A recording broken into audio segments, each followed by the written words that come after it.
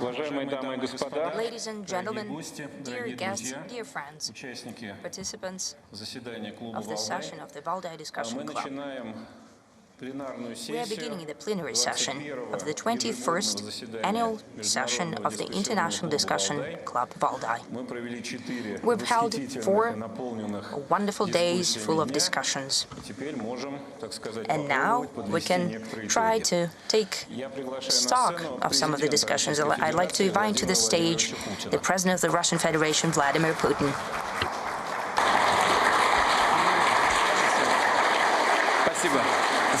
Thank you. Thank you. Good evening, ladies and gentlemen, dear friends. I'm very happy to welcome all of you at our traditional meeting. I would like to thank you right away for taking part in the heated and meaningful discussions of the Valdai Club. We're meeting on the 7th of November. This is the date of great significance both for our country, one can say, for the whole world. The Russian Revolution of 1917, just like the Dutch Revolution, the English Revolution and the French Revolution back in their day, became to a certain extent a milestone in the development of humanity and have largely defined the course of history, as well as the nature of politics, diplomacy, economics, and the social life. We were also destined to live in the times of drastic, essentially revolutionary changes, and not only to make sense, but also to take part directly in the most complex processes of the first quarter of the 21st century. The Valdai Club is almost the same age as our century, and it celebrated already 20 years. Quite often, people say that the time flew by and no one noticed, but that's not the case here. These 2 decades were not just full of crucial and quite often dramatic events of truly historical scale. Before our eyes, a completely novel world order is taking shape, and it's unlike everything that we know from the past. For example, Westphalian system or Yalta system. New powers are emerging.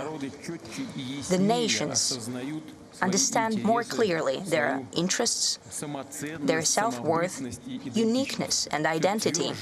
They're ever more insistent in achieving their goals of development and justice. At the same time, societies are coming across a greater number of new challenges, from breathtaking technological breakthroughs to devastating natural catastrophes, from outrageous social inequity to massive waves of migration and most acute economic crises. Experts are talking about the threats of new regional conflicts and global epidemics, about complex and ambiguous ethical aspects of interaction between the human and the artificial intelligence, on the way traditions and progress combine with each other. Some of these issues we used to forecast during our meetings and discussed in detail in the Valdai Club. And some of the issues, well, we have intuitive presentiments about them, hoping for the best, but not ruling out the worst-case scenario. Some things became a complete surprise for everyone, because the current world is so unpredictable and dynamically changing.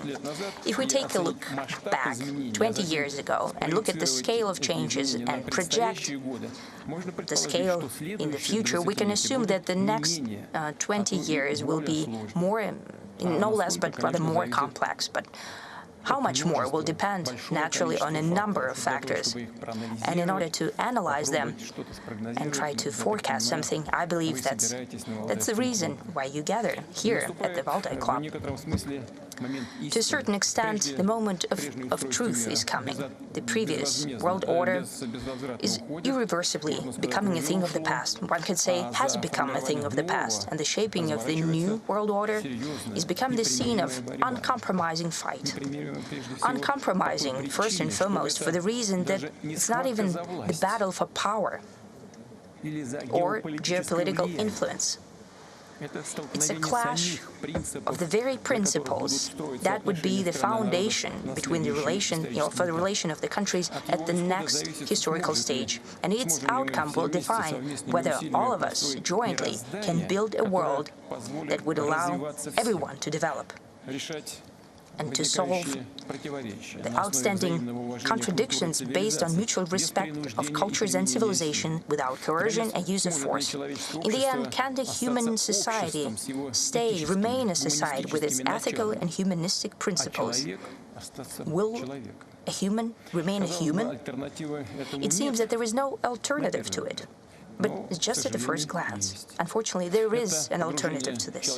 That is the descent of humankind into the abyss of aggressive anarchy, internal and external schisms, loss of traditional values, new forms of tyranny, essential abandonment of classic principles of democracy, basic rights and freedoms. More and more often, democracy is interpreted as the power, as the rule not of majority but of minority. They even contrast the traditional democracy and rule of people with a certain abstract freedom, and for that sake, democratic procedures, elections, majority, and freedom of speech and media objectivity can be sacrificed.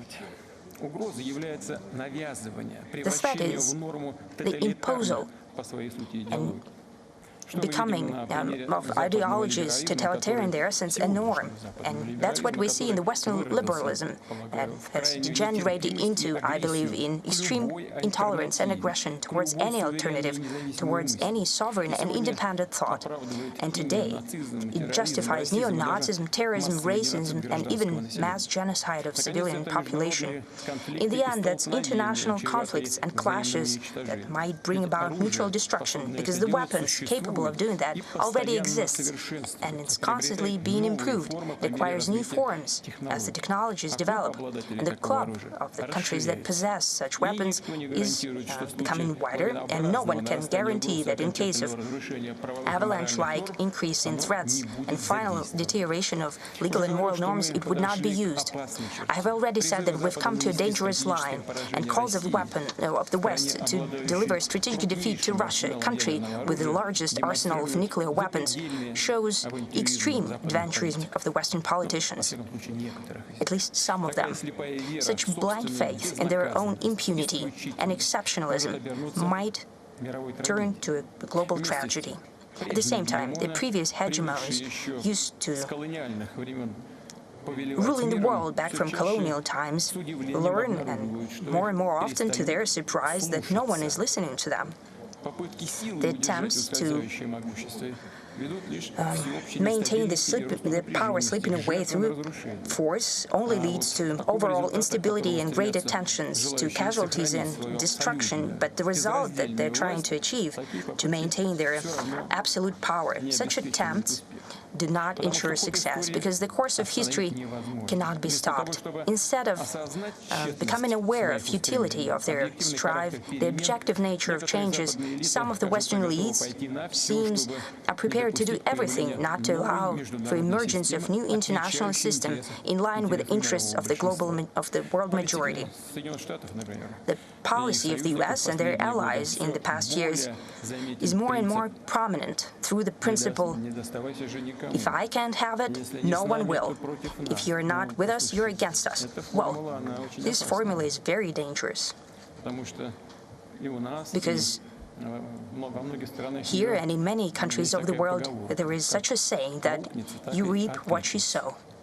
The chaos and systemic crisis is already in full swing in those countries that are trying to conduct such a policy. The claims to being exceptional, to being liberal and globalist messiahs, to ideological and military and political monopoly, are depleting those countries more and more that are trying to conduct this policy and pushing the world towards deterioration.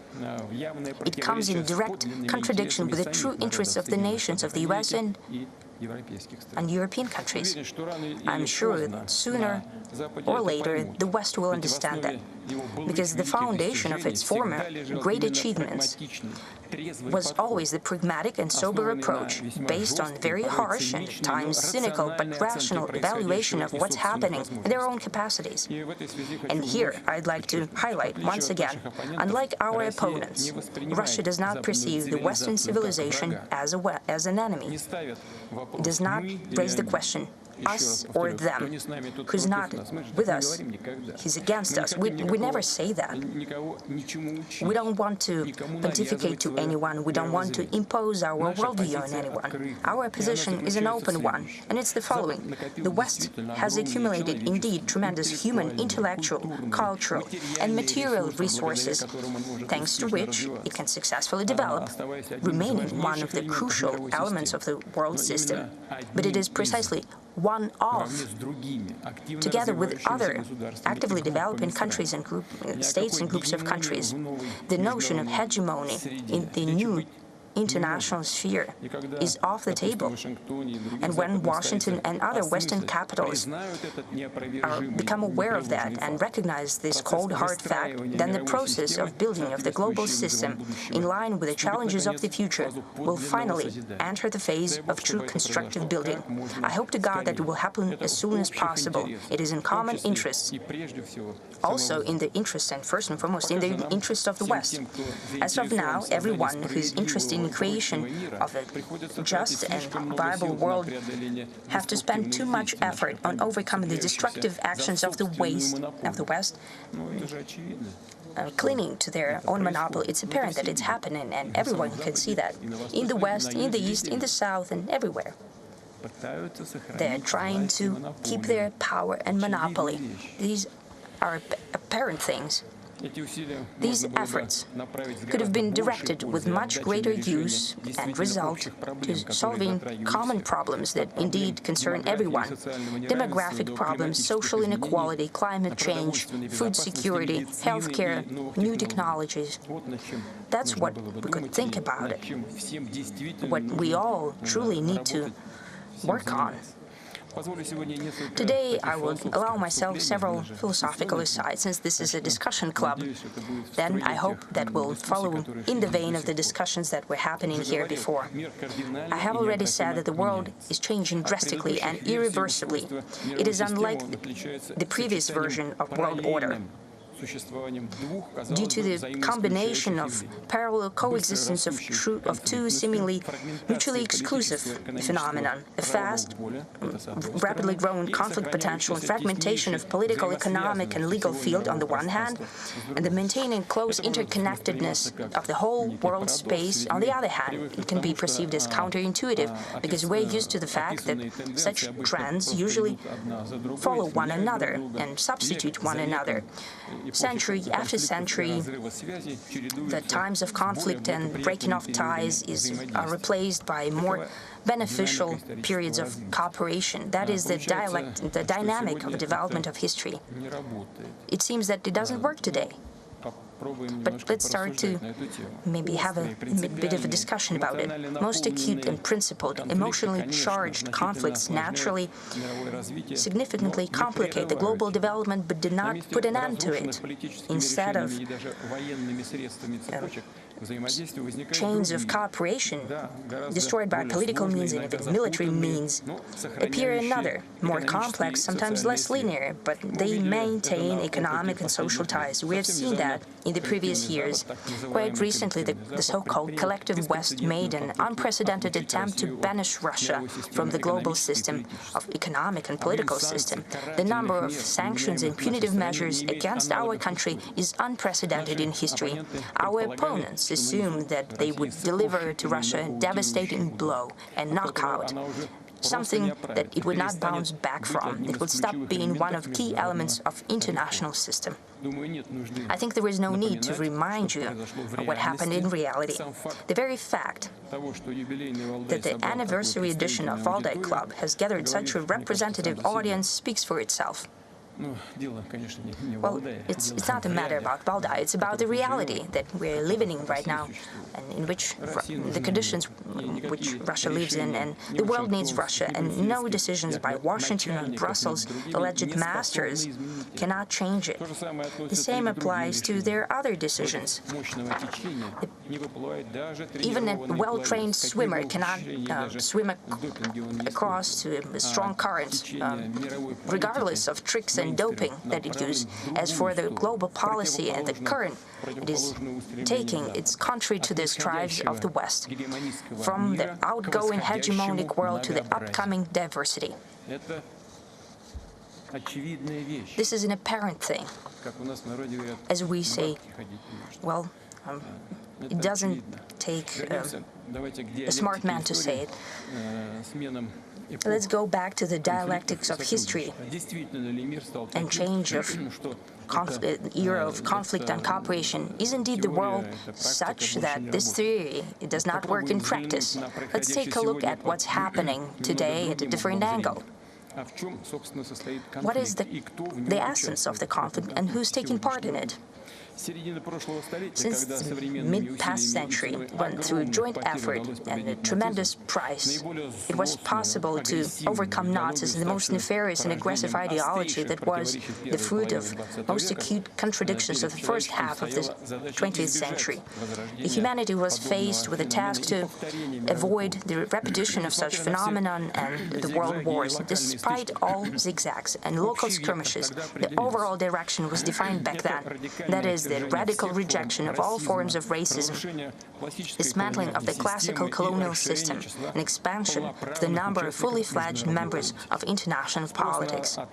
The demand for openness and democratization of the international system, it was apparent. The fast development of different countries and regions, emergence of new technological and socio-economic approaches aimed at expansion of capacity for development and improved life standards. Naturally, just like any historic process, that led to emergence of a clash of interests, but overall strive towards harmonization of development of all aspects of this phenomenon was readily apparent. Our country, back in the day it was the Soviet Union, made a tremendous contribution to the strengthening of this trend. The USSR was helping the states liberated from colonial or neo-colonial dependence, be that Africa, Southeast Asia, Middle East or Latin America. And I'd like to remind you separately that it was the Soviet Union that in the mid-80s of the past century advocated for the end of ideological confrontation and overcoming the heritage of the Cold War, the end of the Cold War per se,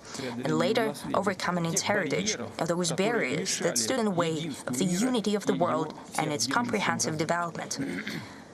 Yes, we have a complex attitude to that period, considering what it has come to, the policy of the then political leadership of the country.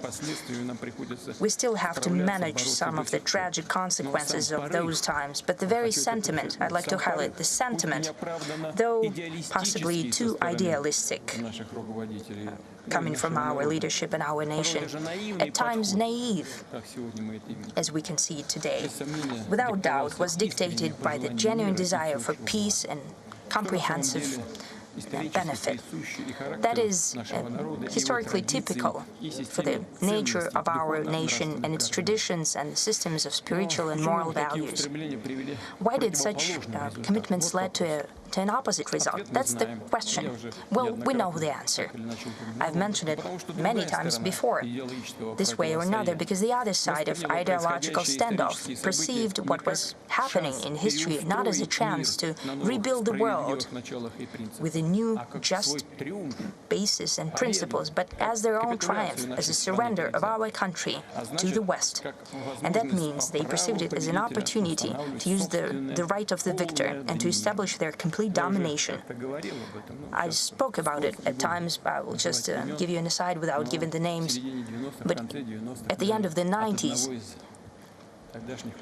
one of the political figures of the US said back at the time, now we'll treat Russia not as a defeated opponent, but as a blunt instrument in our hands. That was their idea, their notion. They didn't have the width of vision or overall manners. They didn't understand what was happening. They didn't understand Russia. The way the West falsely and to their own benefit interpreted what it believed to be the outcome of the Cold War, the way it started to retailor the world for itself, its brazen and unchecked geopolitical greed. These are the true reasons for conflicts of our historical era, starting with the tragedy of Yugoslavia, Iraq, Libya, today of Ukraine and the Middle East. Some of the Western leaders believed that the monopoly that emerged, their monopoly, the moment of unipolarity in ideological, economic, political, and even, to a certain extent, military and strategic sense, is the actual point of destination, the end of it. Stop for a moment, and it is beautiful. As they conceitedly said back then, it was the end of history. It is unnecessary to explain in this audience how myopic and false this notion was. The history did not come to an end. On the contrary, it entered a new phase. It's not about the fact that some nefarious enemies, competitors, saboteurs stood in the way of the West in establishing their system of global power. Let's speak frankly, after the USSR disappeared and the model of Soviet socialist alternative disappeared as well, many in the world first believed that the monopoly system is here to stay, almost forever, and they just need to adjust to it. But it started to crumble on its own under the weight of ambition and avarice of the Western elites. And when they saw that even within that system that they have tailored to their own needs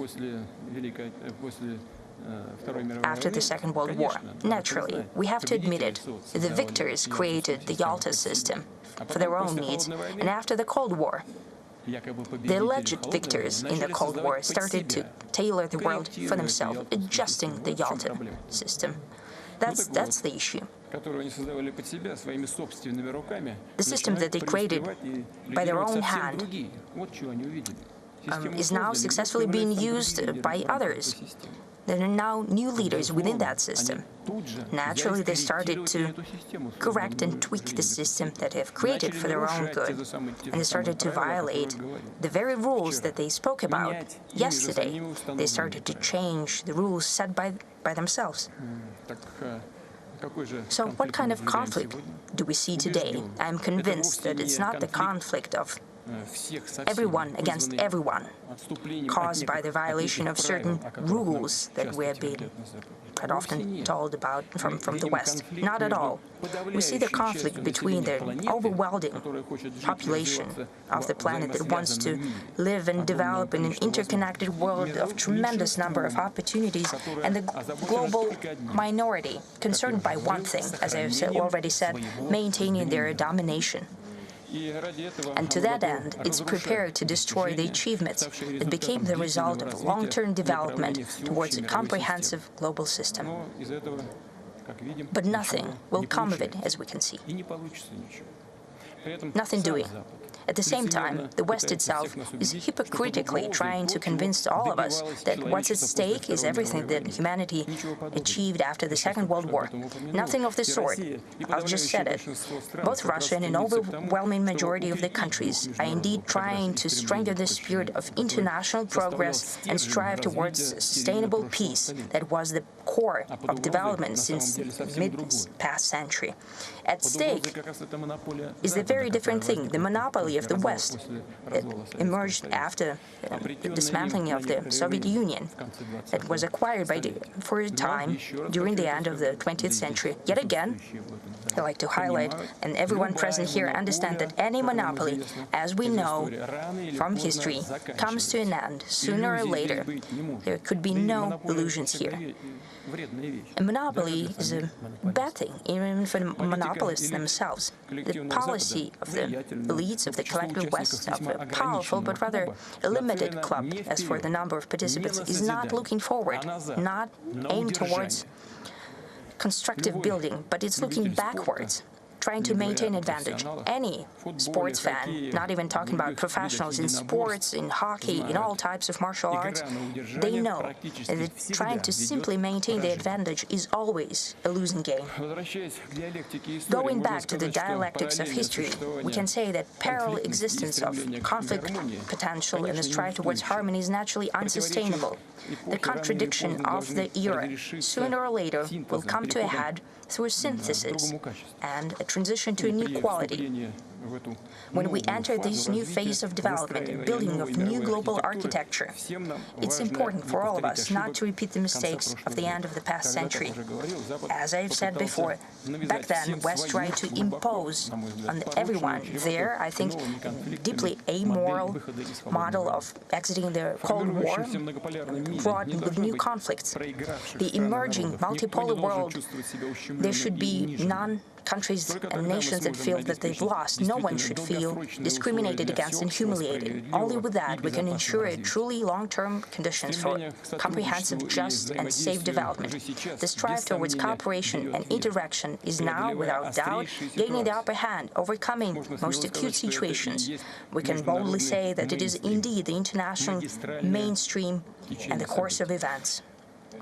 Naturally, being at ground zero of tectonic shifts caused by sea changes in the global system, it's hard to forecast the future.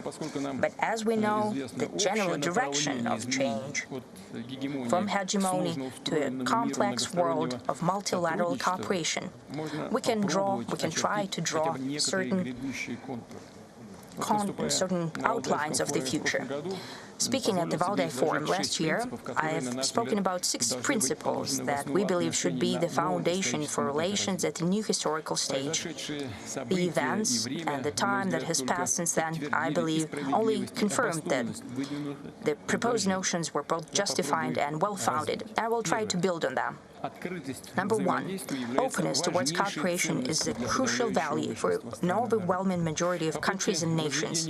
Attempts to build artificial barriers are vicious not only through the fact that they stand in the way of normal and beneficial economic development for everyone. Disconnection of ties is especially dangerous during natural disasters and social and political shocks, which is unfortunately the way of life. The situations are unacceptable, like the situation that happened after the catastrophic earthquake in Asia Minor. For purely political reasons, aid was blocked towards the nation of Syria. Some of its regions were tremendously affected by the natural phenomenon. And such examples, when egotistical and myopic interests stand in the way of overall prosperity, are not unique. Barrier-free environment that I spoke about last year is key not only to economic prosperity, but also to satisfying acute humanitarian needs. And amid new challenges, and among them are the consequences of rapid growth of technologies, it's imperative that humanity pulls their intellectual efforts together. It's telling that today openness is currently mostly being opposed by those who just recently, yesterday, as it were, used to call themselves its greatest champions. Today, the very same forces and people are trying to instrumentalize restrictions to exert pressure on those who think differently, but this is not going to work due to the very same reason. An overwhelming world majority favors openness without any politicization. Second, we've always spoken about world diversity as a sine qua non to ensure its stability. It might seem like a paradox, for the more mixed the world is, the more complicated it is to build a single framework. And of course, universal norms should be of help. Could they help that? There's no denying it. It is a difficult task. But first, it shouldn't come to a point when a model of a single country or a relatively small part of humanity is taken as something universal and imposed on all the rest. Secondly, no conventional, albeit quite democratically developed code cannot be perceived and prescribed as a directive and irrefutable truth once and for all, because the international community is a living organism whose worth and uniqueness consist in its civilizational diversity, whereas the international law is an outcome of agreements among peoples rather than countries, because legal consciousness is an indispensable and unique part of each culture and each civilization. The crisis of the international law that has been spoken about, in a sense, is growing pains, because the fact that peoples and cultures that, due to different reasons in the past, used to be left in the political sidelines are currently in the ascendant, and it means that their unique perceptions and views and notions of right and justice and law are playing an increasingly significant role in the world. It might seem like there is a lack of coordination and dissonance, but this is just the formative stage, and I'm confident that the world can only be built on the principles of polyphony, with all the themes being woven together in harmony. If you will, we are moving to a polyphonic world rather than a polycentric world, a world in which all the voices have to be heard and, what's most important, listened to. And those who have grown accustomed to playing solo and who wants to continue doing that will have to get used to living in a new world, playing to a new score. I spoke about the international law after the Second World War. The international law is based upon the UN Charter, which was written after the Second World War, but the world is changing. New poles of growth are emerging, powerful economies are growing, getting to the foreground. And of course, international law has to change, but it has to be very cautiously done. Third, we've spoken on multiple occasions that a new world can only develop successfully based on the principle of representation, maximum representation, and the last 2 decades have clearly demonstrated the consequences of usurpation or attempts at appropriating the rights to speak and act on behalf of others. Those who are conventionally dubbed the great powers have grown accustomed to thinking that they have the right to determine the interests of others. Basically, growing used to dictating the national interests of other nations based on their own. This is an undermining of the principles of democracy and fairness, and what's worse, it prevents us from genuinely addressing urgent challenges.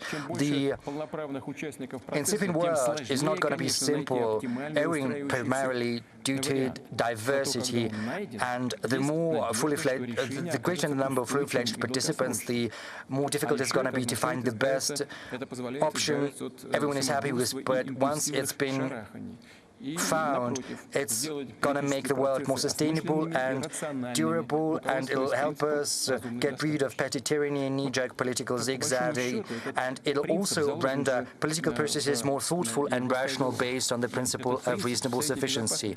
And this principle is even applied within the UN Security Council, because the veto right was devised precisely to make sure that the decisions that the political stakeholders are not happy about do not pass. Is that good or is it bad? Probably not very good, but it creates certain barriers when decisions are to be made. But it's also very good because it prevents decisions from being passed if someone is not happy with them. So it means that you have to get back to the negotiating table and hammer out an agreement. But since the world is becoming multipolar, we have to come up with instruments that will help us expand the use of similar mechanisms. In each particular case, a solution has to be not just collective, it also has to involve the participants and the stakeholders that are capable of making a substantive and significant contribution to settling the problem.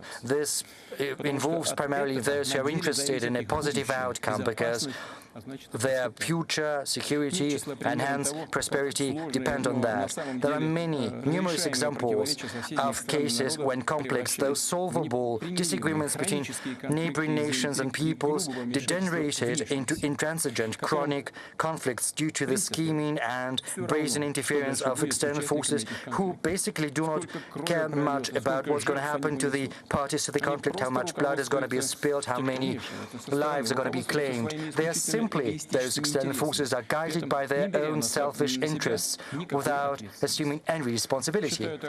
I also believe that regional organizations are going to play a very important role, because however difficult the relations between neighboring countries, they are always brought together by a common interest in stability and security. Compromises are vital to achieve the best conditions for their own development. Next, a key principle is universal security for everyone without exception, because the security of ones cannot be assured at the expense of the security of others. I'm not saying anything new. It's all in the OSCE documents, and it has to be observed. The bloc-based approach has been bequeathed to us from the colonial times and the Cold War, and it runs counter against the new international system, which is flexible and open. In the world today, only one bloc remains that is brought together by obedience and rigid ideological dogmas, and that is the North Atlantic Treaty Organization, and it continues its expansion to the east of Europe, all while trying to project its approaches to other spaces across the world, which is a violation of its founding documents, and this is a blatant anachronism. On many occasions we've spoken about the destructive role that NATO continued to play, especially after the disintegration of the Soviet Union and the Warsaw Treaty Organization, when seemingly the alliance had lost its formal raison d'etre, which had been declared before. I believe the US understood that this tool was becoming, or was losing its attractiveness, as it were, but they still needed it, and they still need that to govern and to manage its zone of influence. So they need conflicts. You know, before all the acute crises of today, many European leaders were telling me, why are they using you to threaten us? You know, I'm basically quoting them. And I think the US understood that full well. They felt that. They saw NATO as a second-rate organization, but trust me, I know what I'm saying.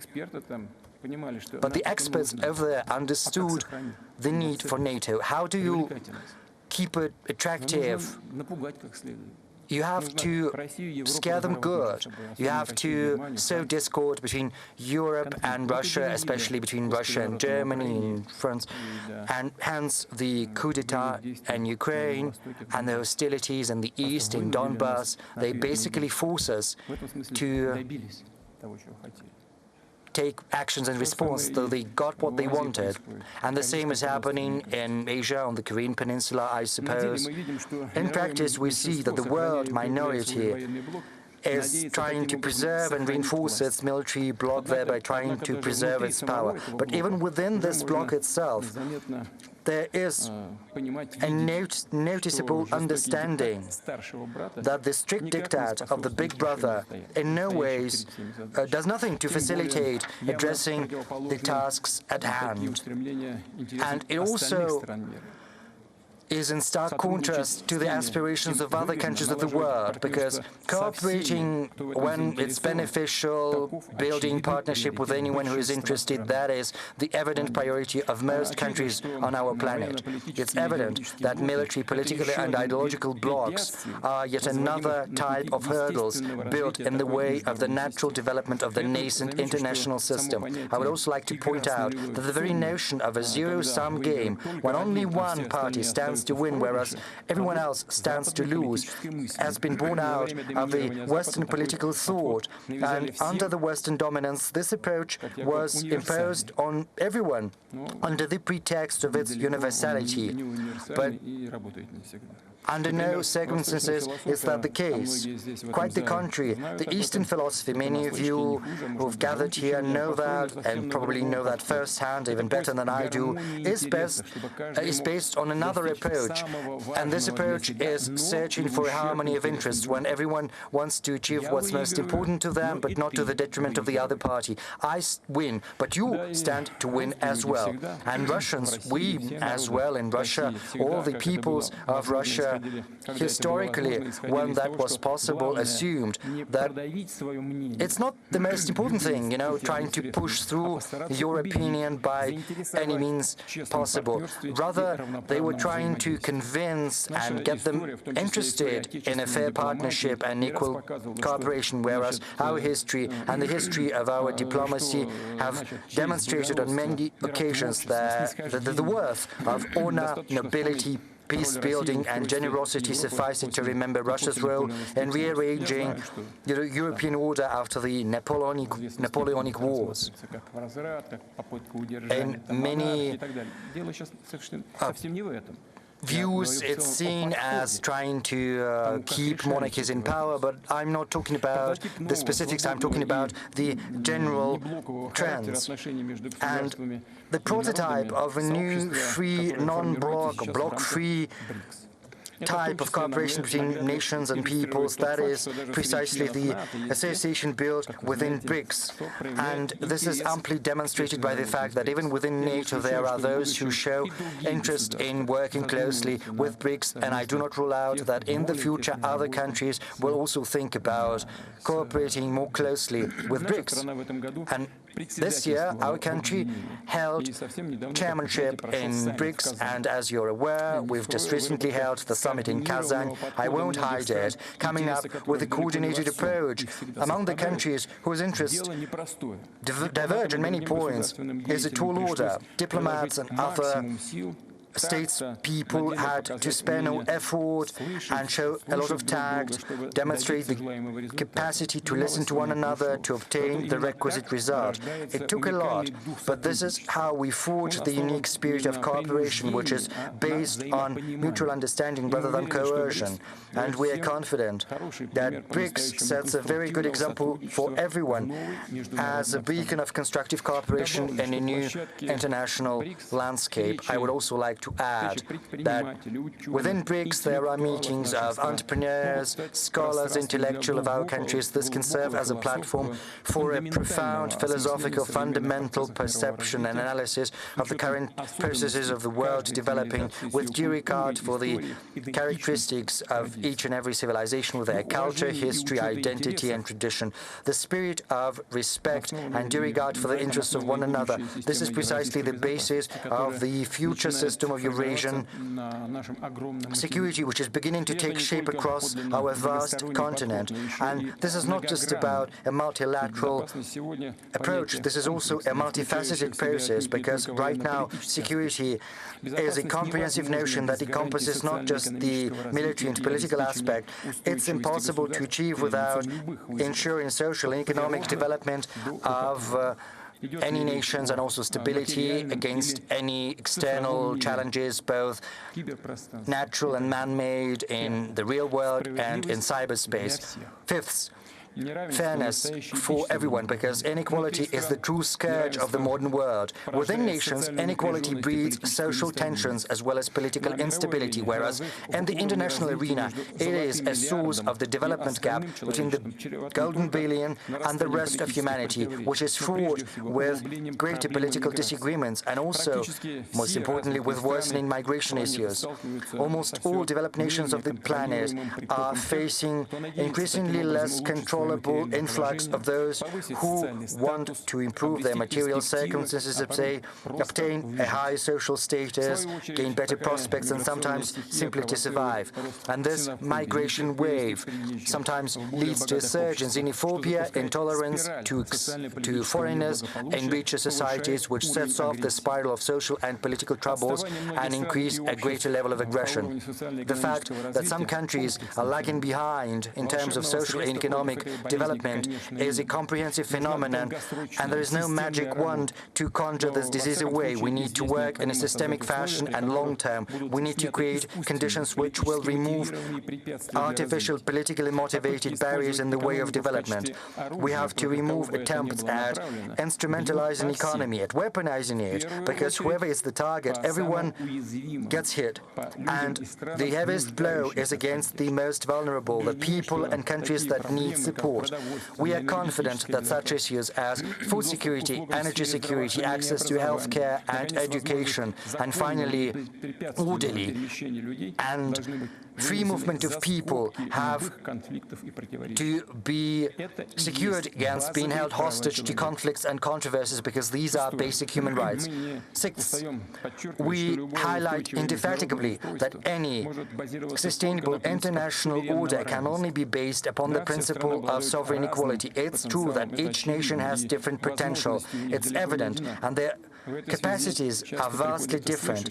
That often gives rise to the notion that full equality is impossible, it's a utopia, it's illusory, but the characteristic of the modern world, which is so integrated and well-connected, is that countries that are not the most powerful or the biggest one sometimes can punch far above their weight, at least due to the fact that they are capable of being more rational and targeted in the use of their human, intellectual, natural and environmental potential. They're agile and flexible in addressing complex tasks. They set up the bar high in quality of life, in ethics, governance efficiency, in building the opportunity for self-fulfillment of each and every person, in building a very favorable psychological atmosphere in society which is favorable to the development of science, entrepreneurship, arts, creativity, tapping the talents of young people.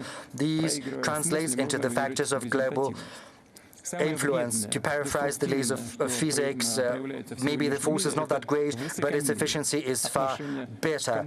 But the most destructive thing today is arrogance and high-handedness, as well as the need to constantly and ceaselessly pontificate. Russia has never been the one to do that, and we see that our approach is productive. Our historical experience shows indisputably that inequality, be that within society, within the state, or in the international arena, will inevitably lead to nefarious consequences. And I would like to add something that I haven't spoken about. Over the many centuries of the Western-centric world, we've seen the emergence of certain clichés and stereotypes, sort of in hierarchy. Allegedly, there is the developed world, progressive humanity, a certain universal civilization that everyone is supposed to aspire to, whereas there are also backward, uncivilized peoples, basically barbarians, and their only mission is to listen unquestioningly to what they're being told and to act at the behest of those who allegedly stand higher than they do on this civilizational ladder. Obviously, this is a cover for a brazen colonial approach aimed at exploiting the world majority. But the thing is, this is a basically racist ideology that has taken root in the consciousness of many people. And this is also a very serious mental hurdle in the way of universal harmonious development. The world today abhors haughtiness, but it doesn't tolerate deafness towards the uniqueness of others. In order to build normal relations, you've got to listen to your interlocutor, you have to understand their logic and cultural background, rather than trying to project on them what you think about them, your own notions. Otherwise, your communication is going to be a dialogue of the deaf, labeling and also exchange of stereotypes. You know, we know about unique cultures of different nations. On the surface, everything looks decent, you know, music, the folklore. They've been elevated, but essentially the economic and security policy remains the same. Neo-colonial in its essence. Just look at how it works, because the Western economies are blocking everything, trying to pursue their own interests. I refer to the WTO example. They're trying to preserve their dominance for decades and centuries. We have to remember that everyone is equal in that everyone is entitled to their vision, no better or no worse than other visions, it's just theirs. And this is the basis for mutual understanding of our interests, as well as respect, empathy, ability to commiserate, to listen to the arguments and points of view of others, and not just to listen listen, but also to build your policies based on that. Because listening to others does not imply simply agreeing with everything and accepting everything. This is about recognizing the right of your interlocutor to have their own worldview. This is basically the first step in the quest for a harmony in your worldviews, because we have to learn to see diversity and differences as something precious and a source of opportunities rather than conflicts. And this is also about the dialectics of history. We understand, you and I, that the era of drastic transformations will lead to inevitable clashes of interests and shocks. Everyone is going to get to readjust to one another, and probably this interconnectedness of the world, rather than assuage differences, will exacerbate them, making them more jumbled, and the quest for a solution more difficult. Because over the many centuries of its history, humanity has grown accustomed to viewing the use of force as the last resort for resolving differences. Whoever is more powerful is right. Yes, sometimes this principle does work, and it does happen, and a lot of countries are forced to fend for their interests with up in arms, using all means at their disposal. But the world of today is becoming increasingly complex, and sometimes using force to address one problem will breed another problem, problems which are going to be even more grave. And we understand that our country has never been the one to initiate the use of force. We only are forced to do that when it becomes clear that our opponent is acting aggressively and is not willing to listen to any type of argument. And whenever necessary, we will take any measure we need to and have to do to protect Russia and our citizens, and we will always achieve our goals. The world is absolutely non-linear and inherently heterogeneous. We've always understood that. You know, I was not going to take the trip down memory lane, but I remember very well, back in 1999, when I stood at the helm of the government and then I went on to become the head of state, you know, there was something we were facing back then. I think the Russian citizens and the experts who are present here remember that very well as well. We remember the forces behind the terrorists in the Northern Caucasus. We know where from and in what size they were getting money and weapons, moral, political and ideological support. You know, sometimes it's laughable, but also very sad to remember those developments, because, you know, Al-Qaeda, it's bad, but when it's fighting against you, then it's all right. And all of that breeds conflict. Back then, we fixed a goal for ourselves, to use all the time we have, to spare no effort to preserve our country. And it served the interests of all the peoples of Russia, despite the dire economic straits after the 1998 crisis and the armed forces falling into disrepair. We've managed to rise together and repel the attack of the terrorists and went on to rout them. Why did I choose to remind you of that? Because right now there are those who once again come up with the notion that the world without Russia is going to be better off, and they wanted to destroy what was left after the disintegration of the Soviet Union, and right now there are those who think that the world is going to be more obedient, is going to be easier to control without Russia. But on multiple occasions, Russia stopped those who sought world domination, whoever that was. And we're going to do that. And the world is not going to be better. And those who do not understand that they have to realize that it's only be more difficult. And our opponents are still coming up with new instruments to get rid of us. Right now, they're trying to instrumentalize Ukraine and Ukrainians as such a tool. They are cynically training Ukrainians against Russians, basically turning Ukrainians into cannon fodder, and all of that is accompanied by conversations about a European choice. What kind of choice is that? We don't need that, for sure. We will protect ourselves and our citizens. Let no one labor under any illusion to that end. But of course,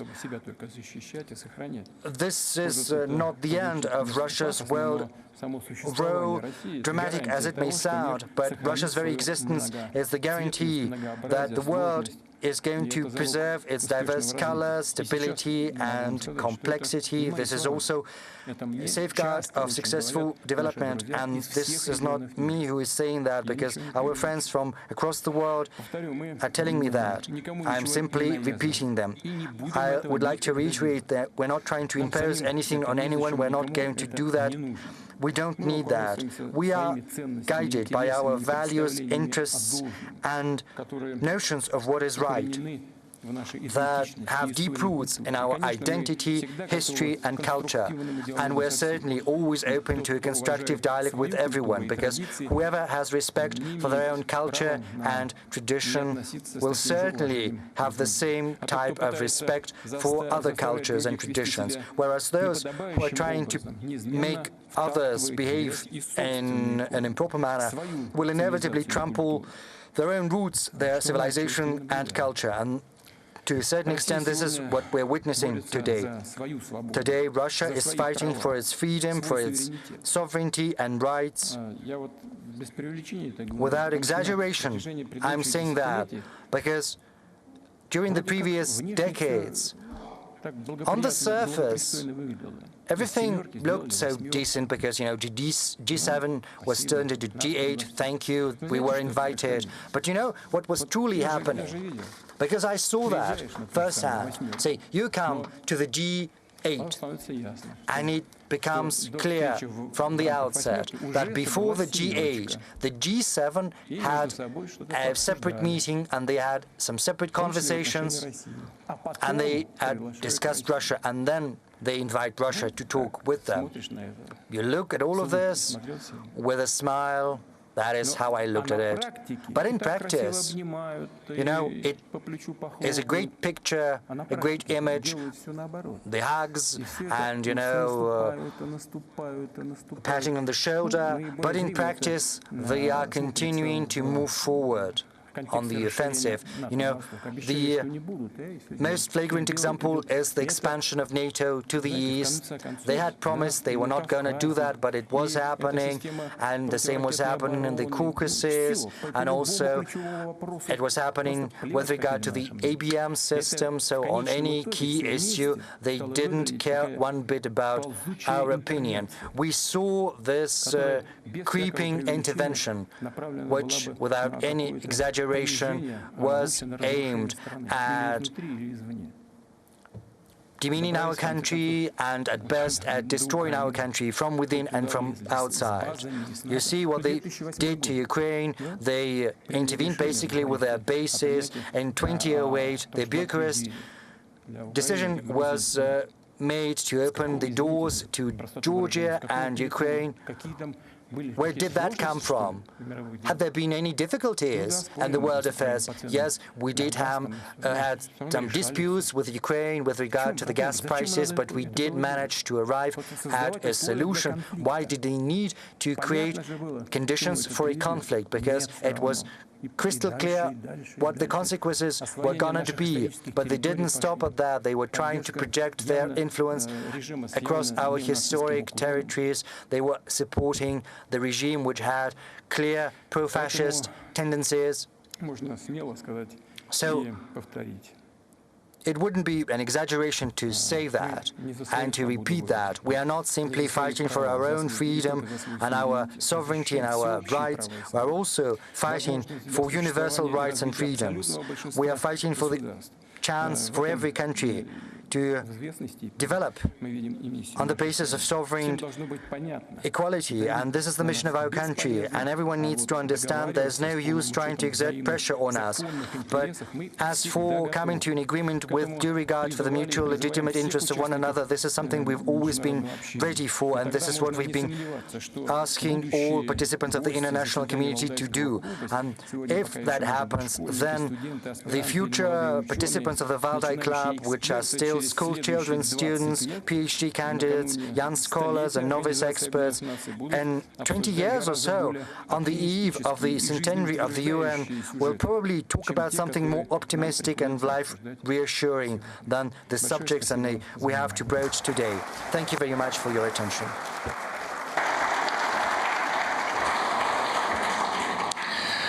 Thank you very much, Mr. President, for such an extensive and voluminous depiction of the world and of Russian views on it. Naturally, we are very happy to say that last time you presented your main principles here as well, and today you've built on them. I think it's becoming some kind of a doctrine. Valdai does not lay claim to being called in the name of the doctrine, but we're happy that it's been born here. Mr. President, many topics that you've touched upon were discussed here at the 21st session. I wanted to share with you, all of us would like to share with you some of conclusions that were reached, not on all of the sessions because there were many of them, but some of them that we believe most crucial. These are topics that you've mentioned as well. I would like to give the floor first to our longtime participant, colleague, and a person well known to you, Ruslan Yunusov, who took part in the session about the artificial intelligence, forgive me, the most fashionable thing.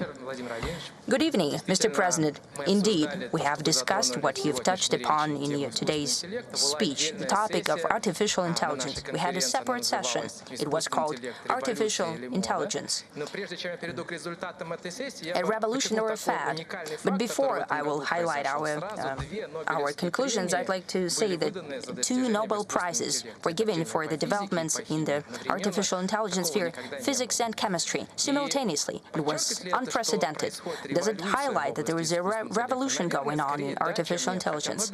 Most likely it's a yes, because Nobel Committee quite often follows a fashion in their decisions. But moving on to the topics of our discussion here at the Valdai Club, I'd like to highlight several aspects that we have discussed.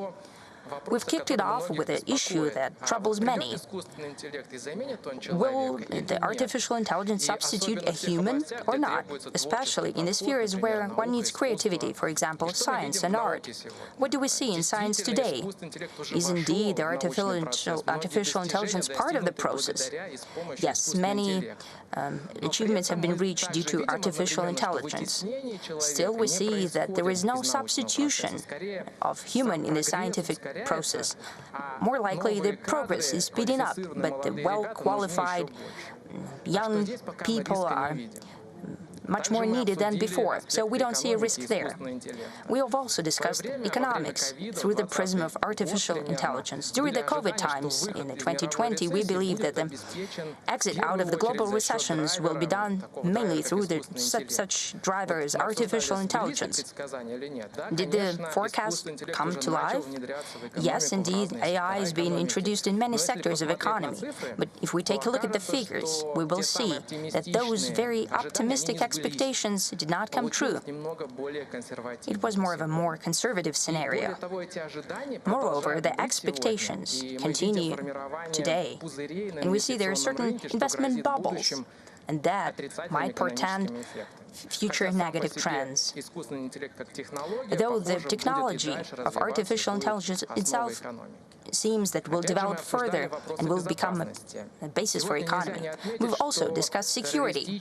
Today, we have to say that terrorist organizations are using the AI during recruitment of new members or in wider propaganda sense. Fake news videos are today a standard tool for such groups. On the other hand, AI is used as well as to counter extremism and terrorism. The AI might find such extremist elements in society. And those who have doubts, for example, may be also convinced by AI, so they don't radicalize themselves. When we were looking at the balance, are there more pluses than minuses? It seems that there were more positive things in terms of security and AI, and we hope that this balance will be leaning towards the positive. Naturally, here at the Valdai, we cannot help but discuss the political aspects of AI. And we saw some research where the researchers used the main generative models of AI, and they used it for testing for political views. And it seems that AI is not neutral politically. It's not politically neutral. It has tremendous bias towards left liberalism. It has largely to do with the views of their creators. And in the past few years, we see that the learning of AI is being done through synthetic data rather than real-life data. And that also makes the views of such models more radical. In the coming next years, we'll receive the first university alumni that have used AI during their studies. Before, we're looking at different theses, and the students were looking at primary sources, they analyzed them and presented it. Now you can use the AI for it. It is clear that the quality of learning is decreasing, but much more nefarious is this an indirect impact of AI, which shapes their worldview and in substance with ideology, which is now being shaped in Russia and from over the ocean and abroad. As a conclusion, we see that we need to strengthen control and regulation of the AI. At the same time, if we follow the prohibitive measures,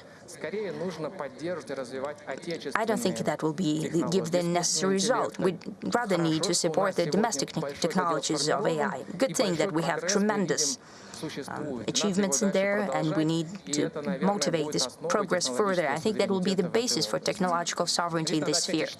We'd like to highlight that Russia is one of 3 countries in the world which have the full stack of IT technologies. Indeed, that is the basis for sovereignty. And as a wrap-up for my presentation, I can say that our foreign guests noted that some countries already have limitations in place or even full bans on the use of AI. For us, for Russia, it's more of an opportunity. We can prove ourselves as a technological leader and export such technologies of the artificial intelligence to our partner countries. Thank you so much. Would you allow, I'll give my 2 cents in return. First and foremost, indeed, the AI is one of the crucial tools for development. One of our priorities, first and foremost in economy, but in other spheres as well, in the use of big data. That is the development of the artificial intelligence.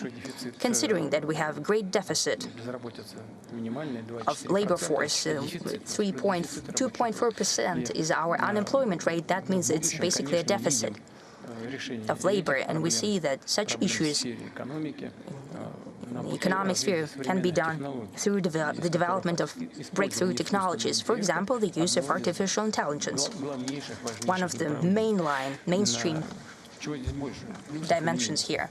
Are there more positive things or negative things? What about nuclear energy? Is it more beneficial or not? The use of peace atom in agriculture, in healthcare, in transportation. It plays a tremendous role, and it would only increase, I'm sure of it, especially considering the climate change and the issues presented by it. Still, we have nuclear weapons. On the other hand, it creates great risks for humanity. The same applies to the artificial intelligence. It's a matter of regulation and the way that people use it. As for regulation, yes, many countries have the regulation, and some even have bans in place. I think it's impossible to ban it. It will still find its way through, especially in the conditions of competition, and ever-increasing one. I'm not talking about the armed confrontation, but indeed there is greater competition in economy. Amid competition, it's unavoidable that the artificial intelligence would be developing. And here we could be one of the leaders I mean certain advantages that we have in place. As for sovereignty, a crucial element, yes, these platforms are usually trained abroad, and they shape the worldview. Indeed, it is so. And we have to be aware of it. And we need to develop our own sovereign artificial intelligence. We need to make use of everything that's out there. But we need to develop our own competitions. We have Sberbank and Yandex that are working actively on it, and they're quite successful. Naturally, we'll do all of it, without doubt.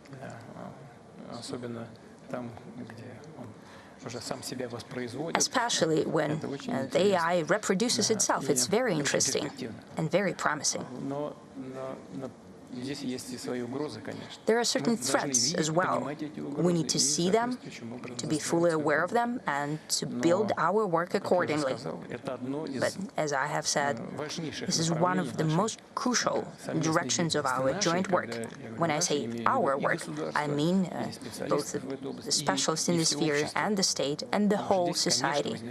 Because there are a lot of moral questions here. We need to pay attention to it. You've also mentioned radical views that are being shaped by the AI. Yes, we need to counter that timely with our own view and point of view to all processes that are taking place in our society and the world. That's what we'll do together. Thank you so much for pointing out. Thank you so much. We'll continue to analyze what's happening. Yes, you must. Indeed, the AI in Russia should be taught by Russian data to reflect our culture. Absolutely so. And we have such an opportunity. Absolutely. It's apparent. I'm sure that we will succeed and it will bear fruit for us. It will be great support in our development. It will be a great advantage. Thank you. Mr. President, what about sovereign artificial intelligence? When we have it, will be able to present us with a Russian idea for the 21st century? It can only help us solve the issues that we are faced with. It's very important the way we formulate them. Since it operates with big data, well, we have every opportunity, both intellectual and technological. We have a great number of free energy. There is a lot of space for us to work here, and I think that such matters, as you have just raised, philosophical matters, fundamental matters. We need to engage all tools, and it's up to us whether to believe it or not when we receive the result of the quest that we have received with the use of artificial intelligence as well. Thank you. An adjacent topic that we've discussed, where artificial intelligence comes together with information, then there's a lot of happening there, both advantages and disadvantages everywhere. Our Indian colleague, Arvind Gupta, took part in that session. Thank you. Thank you. My name is Arvind Gupta, Mr. President, and I come from India. I work on the intersection of technology and society and building a digital public infrastructure for population-scale problems. Thank you, Mr. President. You've already addressed some of the issues that my colleague Ruslan here talked about on AI, but I thank you for listening to our summary, and our expert panel has discussed the issue of something which is adjacent to AI, and I will in the end mention that, of information manipulation, surveillance using technology and data, and the lack of transparency in all technology systems today. Mr. President, the group discussed that the internet was designed about 45 years ago to be a global public good. Unfortunately now, like many other things, it's become very unipolar. It's controlled by a few big tech firms. with their own ideological leanings. Some of these platforms or big tech firms are not allowed to operate in countries like India, Russia, Indonesia, and many others for their roles in manipulation and surveillance. The second issue we discussed, Mr. President, was the algorithms that, that we discussed previously in the AI session also, really define how we think. The AI is actually becoming a new buzzword today, but the algorithms have been around for a long time, and they really define how we think, how we consume, how we elect our governments. As all of us have agreed, they have a leaning towards an ideology and definitely are not neutral. So the algorithms themselves are biased. The other thing the group discussed was the whole weaponization of information and data. And that, coupled with the biased technology platforms, are giving certain nation states massive power. And it's influencing national security, democracy, and the public order in general. So, Mr. President, you are aware that this has been the form of Western technology platforms. But India presented an alternate model during its G20 presidency to this Western technology platforms. It's a platform which takes society into account. It's a bottom-up platform built around identity, a universal identity system, a universal payment system. It's actually used by more than 1 billion people, and in India, and more than 20 other countries use it. This is to present that how India has created a different vision for technology from the Western vision that exists today. Mr. President, I must commend Russia for succeeding making the Mir platform very successful in Russia in a very, very short time, and that also shows the power of technological sovereignty that was just mentioned, that it can be done if the desire is there. Mr. President, the issue that you just discussed, I progress with this biasness of technology and technology platforms and the non-neutral nature with what is coming head-on to us, the artificial intelligence era.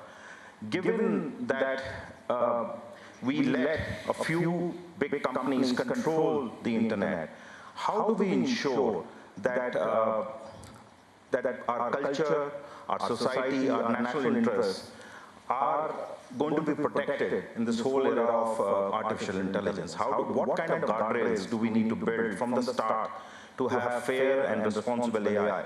How do we ensure that that like-minded states work together for non-weaponization of AI, for non-weaponization of artificial intelligence? And lastly, Mr. President, we would like to hear from you, how do we build trust in the information that we see in news and technology at large? And that was one of the most defining things that the group debated, and look forward to hearing from you. Thank you very much.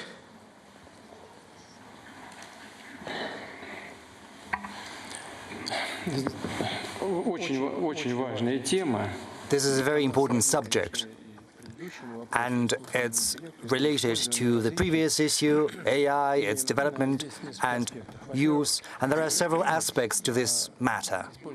To start with, the use of the internet should certainly be founded upon sovereign algorithms. This is something we have to aspire to. Secondly, on the part of the government, it is very difficult. It's possible, but it's going to be counterproductive if we try to prohibit everything, if the government chooses this path. In Russia, the professional community has arrived at an understanding on the rules for doing the business in the internet. And this professional community has assumed several independently developed self-restrictions. trying to prevent any destructive influence upon society, especially on young audiences. And I think this kind of self-regulation is one of the views. It's one of the ways to ensure the interests of the majority. But of course, the internet has to comply with domestic legislation of the country it's been operated in. It's evident. That said, we are witnessing manipulation of information. Unfortunately, this does happen, but I would like to reiterate, if the internet complies with domestic legislation, and it should be the case, then this will allow us to minimize potential negative consequences. I do understand the technological difficulties and restrictions. It's going to be a tall order, but if we choose this path of engaging with the professional community that sees where the threats might be coming from for society, then it's going to be a way for the professional community to address those threats on its own. But of course, the government should be willing to lend a helping hand. For such countries as Russia and India, this is a task that can be addressed. We have very good, top-notch specialists and experts. We've got very good schools of mathematics. We've got people who have proven to be leaders in this field. Well, even if their companies are not yet leaders, they themselves, as experts, have raised to prominence in the field. So we've got everything we need, especially in such countries as India and Russia. Now, as for the mere payment system that you have mentioned, to an extent, it's been a success, it's working, it's functioning. It could function even better, and it could be expanded if there had been no artificial barriers put in the way. But even though these barriers are being built, mere payment system is developing, and we're going to replicate this success. The issue of the internet, it has become a permanent fixture of our discussions. You said that the internet was created as a public good to serve the benefit of humanity. Well, of course, it was built for other purposes in the very beginning, but at a certain point in time, its goals changed. And if we've got to make sure that our activities in the internet, just as any other type of human activity, should be in compliance with moral and legal requirements. Of course, technologically, it's not always easily achievable, but it can be done. Society has to protect itself against destructive influence. But at the same time, we've got to ensure free exchange of information, and we also have to make sure that it benefits the development of countries and the international community at large. And we in Russia are going to pursue this path. I know India follows suit, and we're going to work together on this subject. And thank you for paying so much attention to this issue. But of course, it's impossible to overlook this matter or not to work on that. So I wish you every success. Mr. President, do you use the internet yourself? Well, I'm a very novice user. I can press some buttons to look something up. So you do happen to do that. Our systems, yes, your systems. Very good, thank you. That is a consolation. We have spoken in detail about the environment, the state of world affairs in terms of climate, and so on and so forth. I would like to give the floor to a good friend of ours, Mr. Rasidan Maharaj from South Africa. He's going to speak on the subject. Thank you very much, Mr. President, also for updating us that the dialectic of history continues itself. Environmental problems, as you mentioned as well, cannot be solved separately from redressing global inequality problems. The World Meteorological Organization, the international weather body, recently noted that human-caused climate change has resulted in widespread and rapid changes in the atmosphere, ocean, cryosphere, and biosphere. The year 2023 was the warmest on record by a large margin, with widespread extreme weather. This trend continued into the first half of 24 and continues. According to the WMO, the science is clear. We are far off track from achieving vital climate goals. The impacts of climate change and hazardous weather are reversing developmental gains and threatening the well-being of people and planet. Greenhouse gases and global temperature are at a record level, and the emissions gap between aspiration and reality remains high. The colonial and imperial phases of globalization largely established the current world systems, and they essentially premised, as mentioned by you in various parts of your update, upon unequal exchanges between the global north, global south, or as we frame it, the global minority and the global majority.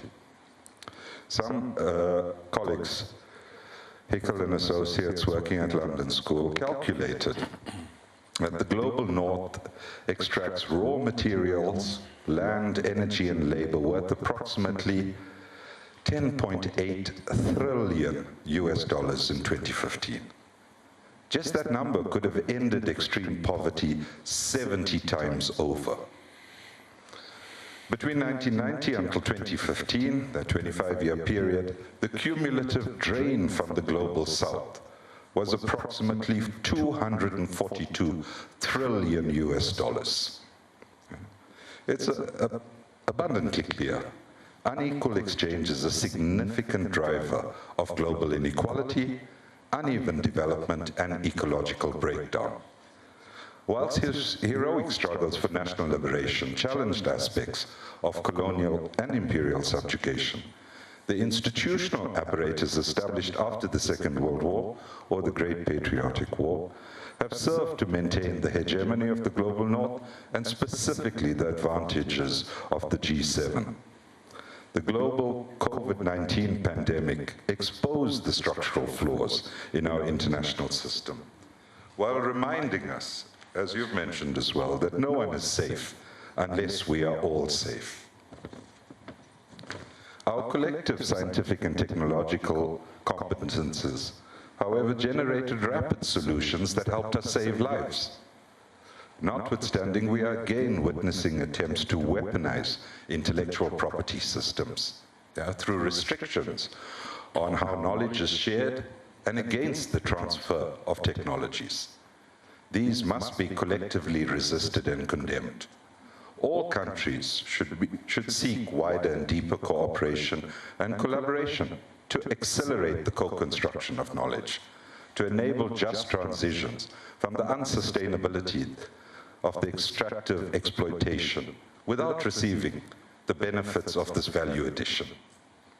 Efforts at reforming international institutions that continue to facilitate the process of unequal exchange, however, generates more and more frustration and despair.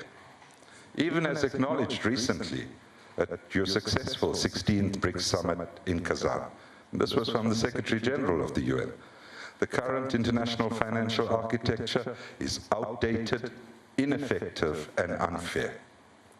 This was echoed even recently from just to the west of us in a global policy forum in Germany, which determined that these institutions have failed in their mission to prevent and mitigate crisis and to mobilize sufficient financing for internationally agreed development goals. Our common security can only be enhanced by actively reducing these inequalities in world systems and actively promoting knowledge sharing, ensuring equitable opportunities for the development of all. Now, I want to round this by saying our very survival is at risk should we fail to match our rhetoric with our actual practices and the resources to support all countries facing increased environmental degradation, climate change, and ecological precarity. Enduring peace could be a collateral benefit of such progressive transformations. Thank you very much.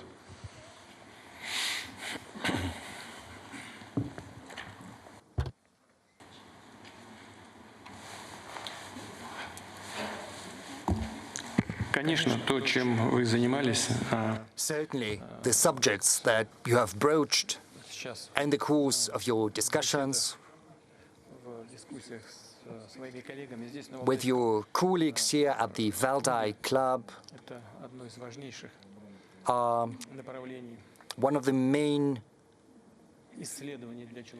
avenues for research for the whole humanity. I'm not going into detail right now, nor am I going to discuss what is happening and the reasons for that. Well, yes, we understand that there is a global warming. We're not going to discuss whether that is happening due to anthropogenic activities, or maybe there are other influences coming from space, maybe there are some cycles in the history of Earth. But the evidence for climate change is there. Climate change is happening, and it would be wrong not to do anything. We in Russia know full well that this is happening because in Russia the warming is happening at a faster pace than anywhere across the world. Over the last 15 years, we have registered a 0.5-degree increase.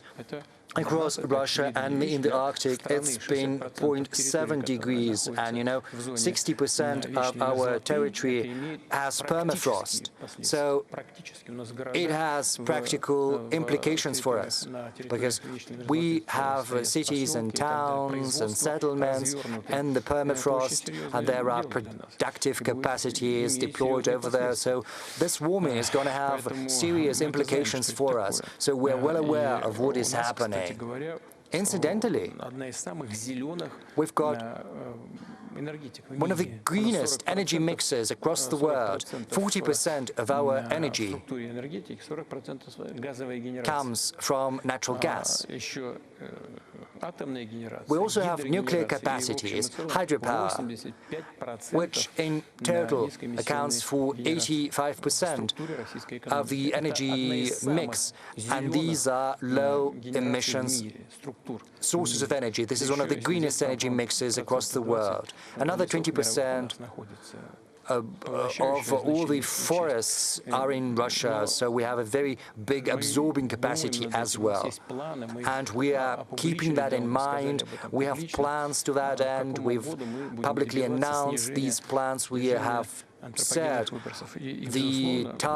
what our targets are in terms of emissions reductions. And those who are most vociferous in that field, regrettably, are doing quite the obverse. To cite an example, the coal-based generation in Europe has grown. Just recently, everyone in Europe was saying that coal should be phased out, but quite the contrary. Rather than shutting that down, they have got back to coal generation. Paradoxical as it may seem, it's a fact. Maybe it's been done under some made-up political notions, but that happened. Now, you have spoken about artificial barriers in the way of development, because the development of developing nations is tied to the environmental agenda. It's true that there are these green barriers that several countries are building. I mean, developed countries are building these green barriers for the developing markets. This is yet another tool they have come up with to constrain the development of new countries. Very well, if you are so concerned about climate change and you are sincere in that concern, then you have to provide those countries who are willing to embark on the same path with sources of funding, provide them with the technology they require to transition quite profitably to these technologies without suffering losses. Otherwise, they would be lagging behind the progress bandwagon. Otherwise, they are absolutely apt in saying that if you demand that we should transition to clean technologies right now, well, you are the ones who have polluted the atmosphere, and right now you demand that we should make a leap straight towards clean generation. But how are we supposed to do that? Or should we let our last dime to spend on technology we are supposed to buy from you and we have to pay you for? This is yet another instrument of new colonialism. Give people a chance to live and develop. If you are sincere, and if you think that everyone has to think about climate change, then you have to provide the countries that need that with sources of funding and technology rather than trying to prevent this transfer of technologies. I think this is what you were alluding in when you spoke. And I agree with you. I concur with you fully. And the same goes for the financial system. I've spoken about that according to our experts, whom I trust implicitly. Even though the dollar is a world currency of the last decade, the US has basically made out of thin air $12 trillion simply by issuing currency, distributing that currency, which later ends up in the American banks, and then they have coupon profits on that. So this is just money that has come out of thin air. And everyone has to remember that. And if you can print money and get revenue, extra revenue, well, this can be used as a source of funding for environmental agenda. Just share some of that money that has come out from nowhere to others.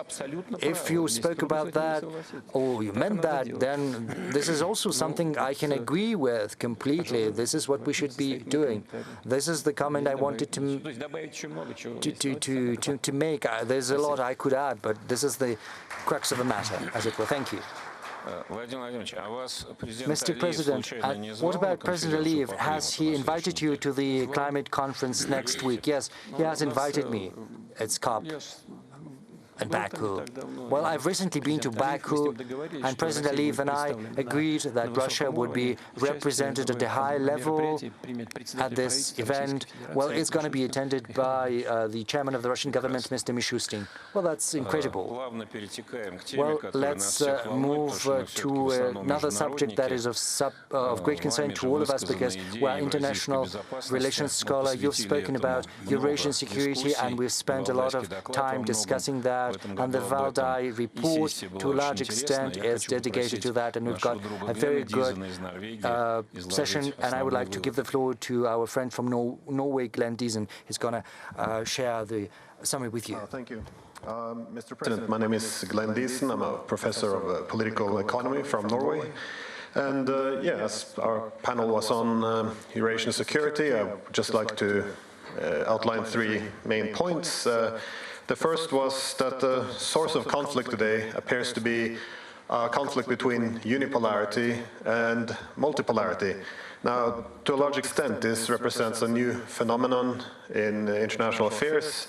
As in the 19th century, we had the United States as a dominant maritime power in conflict with the Russian Empire as the dominant land power. In the 20th century, we had the United States as the dominant maritime power against the Soviet Union. And in the present time, it's somewhat different, as we have the United States, again, as the dominant maritime power. But on the Eurasian continent, we're now seeing the emergence of multipolarity, which also presents a lot of new opportunities, because even the largest economy, China, doesn't really have the capability, or it doesn't even display the intention of attempting to dominate this continent. Instead, we see initiatives being put in place for a multipolar Eurasia. So this puts us, therefore, in a conflict between a unipolar system attempted to be restored by the United States versus a multipolar system. And the global majority seems to obviously prefer the multipolarity, which is why I think BRICS has been such a great attraction to many countries. However, in our discussions, we also discovered a consensus that there was some concerns, or at least a desire for Eurasia to be an anti-hegemonic movement as opposed to being anti-Western, as the objective should be to harmonize interest and end this era of bloc politics, as opposed to Eurasia merely becoming a bloc. And again, the attraction of BRICS countries towards these Eurasian formats largely rested on this idea that we could overcome the bloc politics rather than succumbing to it. The second point we had was that the appeal of Eurasia is also, to a large extent, the multi-vector foreign policy. This is the ability to diversify economic connectivity with all the major poles of power. And this is seen as a necessity to, or a requirement to have more political independence, to have more autonomy in foreign policy, and not merely be a spectator in international affairs. And yet again, this is why most countries do not want to choose between competing blocs, but instead find a way of harmonizing. And again, the global majority wants Eurasian multipolarity, as this is a requirement for genuine multilateralism and not the false one, which has often been promoted under Washington. The third and final point was that the multipolar Eurasia has certain systemic incentives for harmonizing interests. Because the great powers in Eurasia, they have somewhat different formats for Eurasian integration. They have different interests. We can see this also with Russia and China, but we also see that none can really pursue their objectives or formats for integration without cooperation with these other centers of power. So this creates incentives to harmonize interests, and it seems that this is also what has made BRICS successful. As I remember a decade ago, many people expected Central Asia to be a clash point between China and Russia. Instead, we see it becoming an area of cooperation instead. So this gives optimism to other parts of Eurasia as well. And this is drastically different from the alliance system, which is usually used to advance unipolarity. In your own speech, you refer to the imperial impulse of dividing countries. So under the alliance system, there's always an interest in having division between China and India, between the Arabs and the Iranians, between Europe and Russia, simply because this helps to divide the region into dependent allies and weakened adversaries. So, yes, so in the spirit of harmonizing interest, I also had a question premised on the inability we've had in Europe to establish a mutually acceptable post-Cold War settlement after the Cold War. And I think this has been a source of many of our tensions. We never established a system based on indivisible security. Instead, we returned to bloc politics and abandoned some of the hopes we initially had in the early 90s by instead going with NATO expansion. So my question was if Eurasian multipolarity can offer a different format for cooperation between Russia and Europe as well. I ask this because I had a few years ago a book with the title Europe as the Western Peninsula of Greater Eurasia, and yeah, I was wondering on your opinions if you see any possibility for such a path forward. Thank you.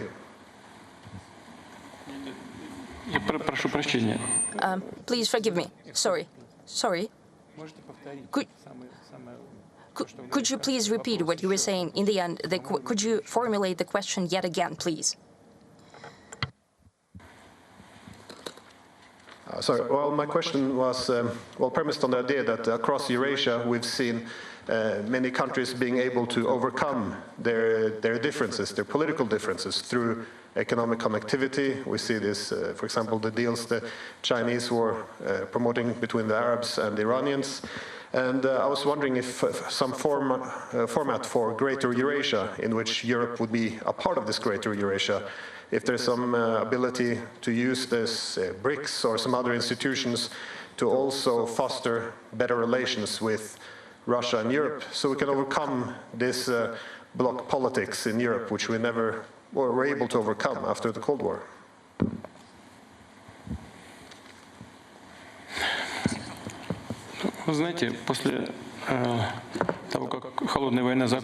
After the Cold War ended, there was a chance to overcome this bloc thinking and the bloc politics. I can repeat it. After the Cold War came to an end, there was a chance to overcome the bloc mentality and the bloc politics. However, as I mentioned in my statement, I'm quite sure that the US simply didn't need that. it seems that they were possibly scared that they would lose control over Europe. They wanted to maintain it, and they're still doing so. Moreover, they strengthened their grip over it. But I wanted to say that at some point, it would lead to the weakening of that principle of complete subjugation. You know,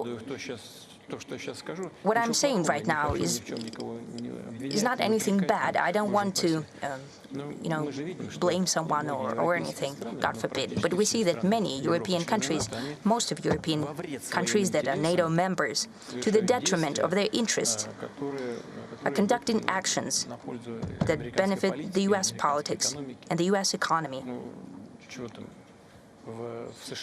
Well, look, the U.S., in certain states of the U.S., the energy costs 3 or 5 times less than in the European Union. So the decision is being made deliberately in the tax system. They're decreasing the revenue tax. For example, they create the conditions for the transition of whole sectors of economy, of whole industries towards the U.S., and some of them do move. First, that applied to those who were dealing with primary energy sources, that is, fertilizer productions as well as glass production and some other industries. They simply rolled back their activity because it was not profitable anymore. They're moving over the ocean.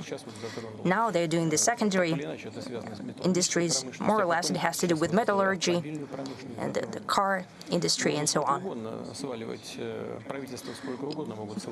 The governments can blame all they want, the ineffective management of the companies, of specific companies, but it has to do with the government policy, first and foremost.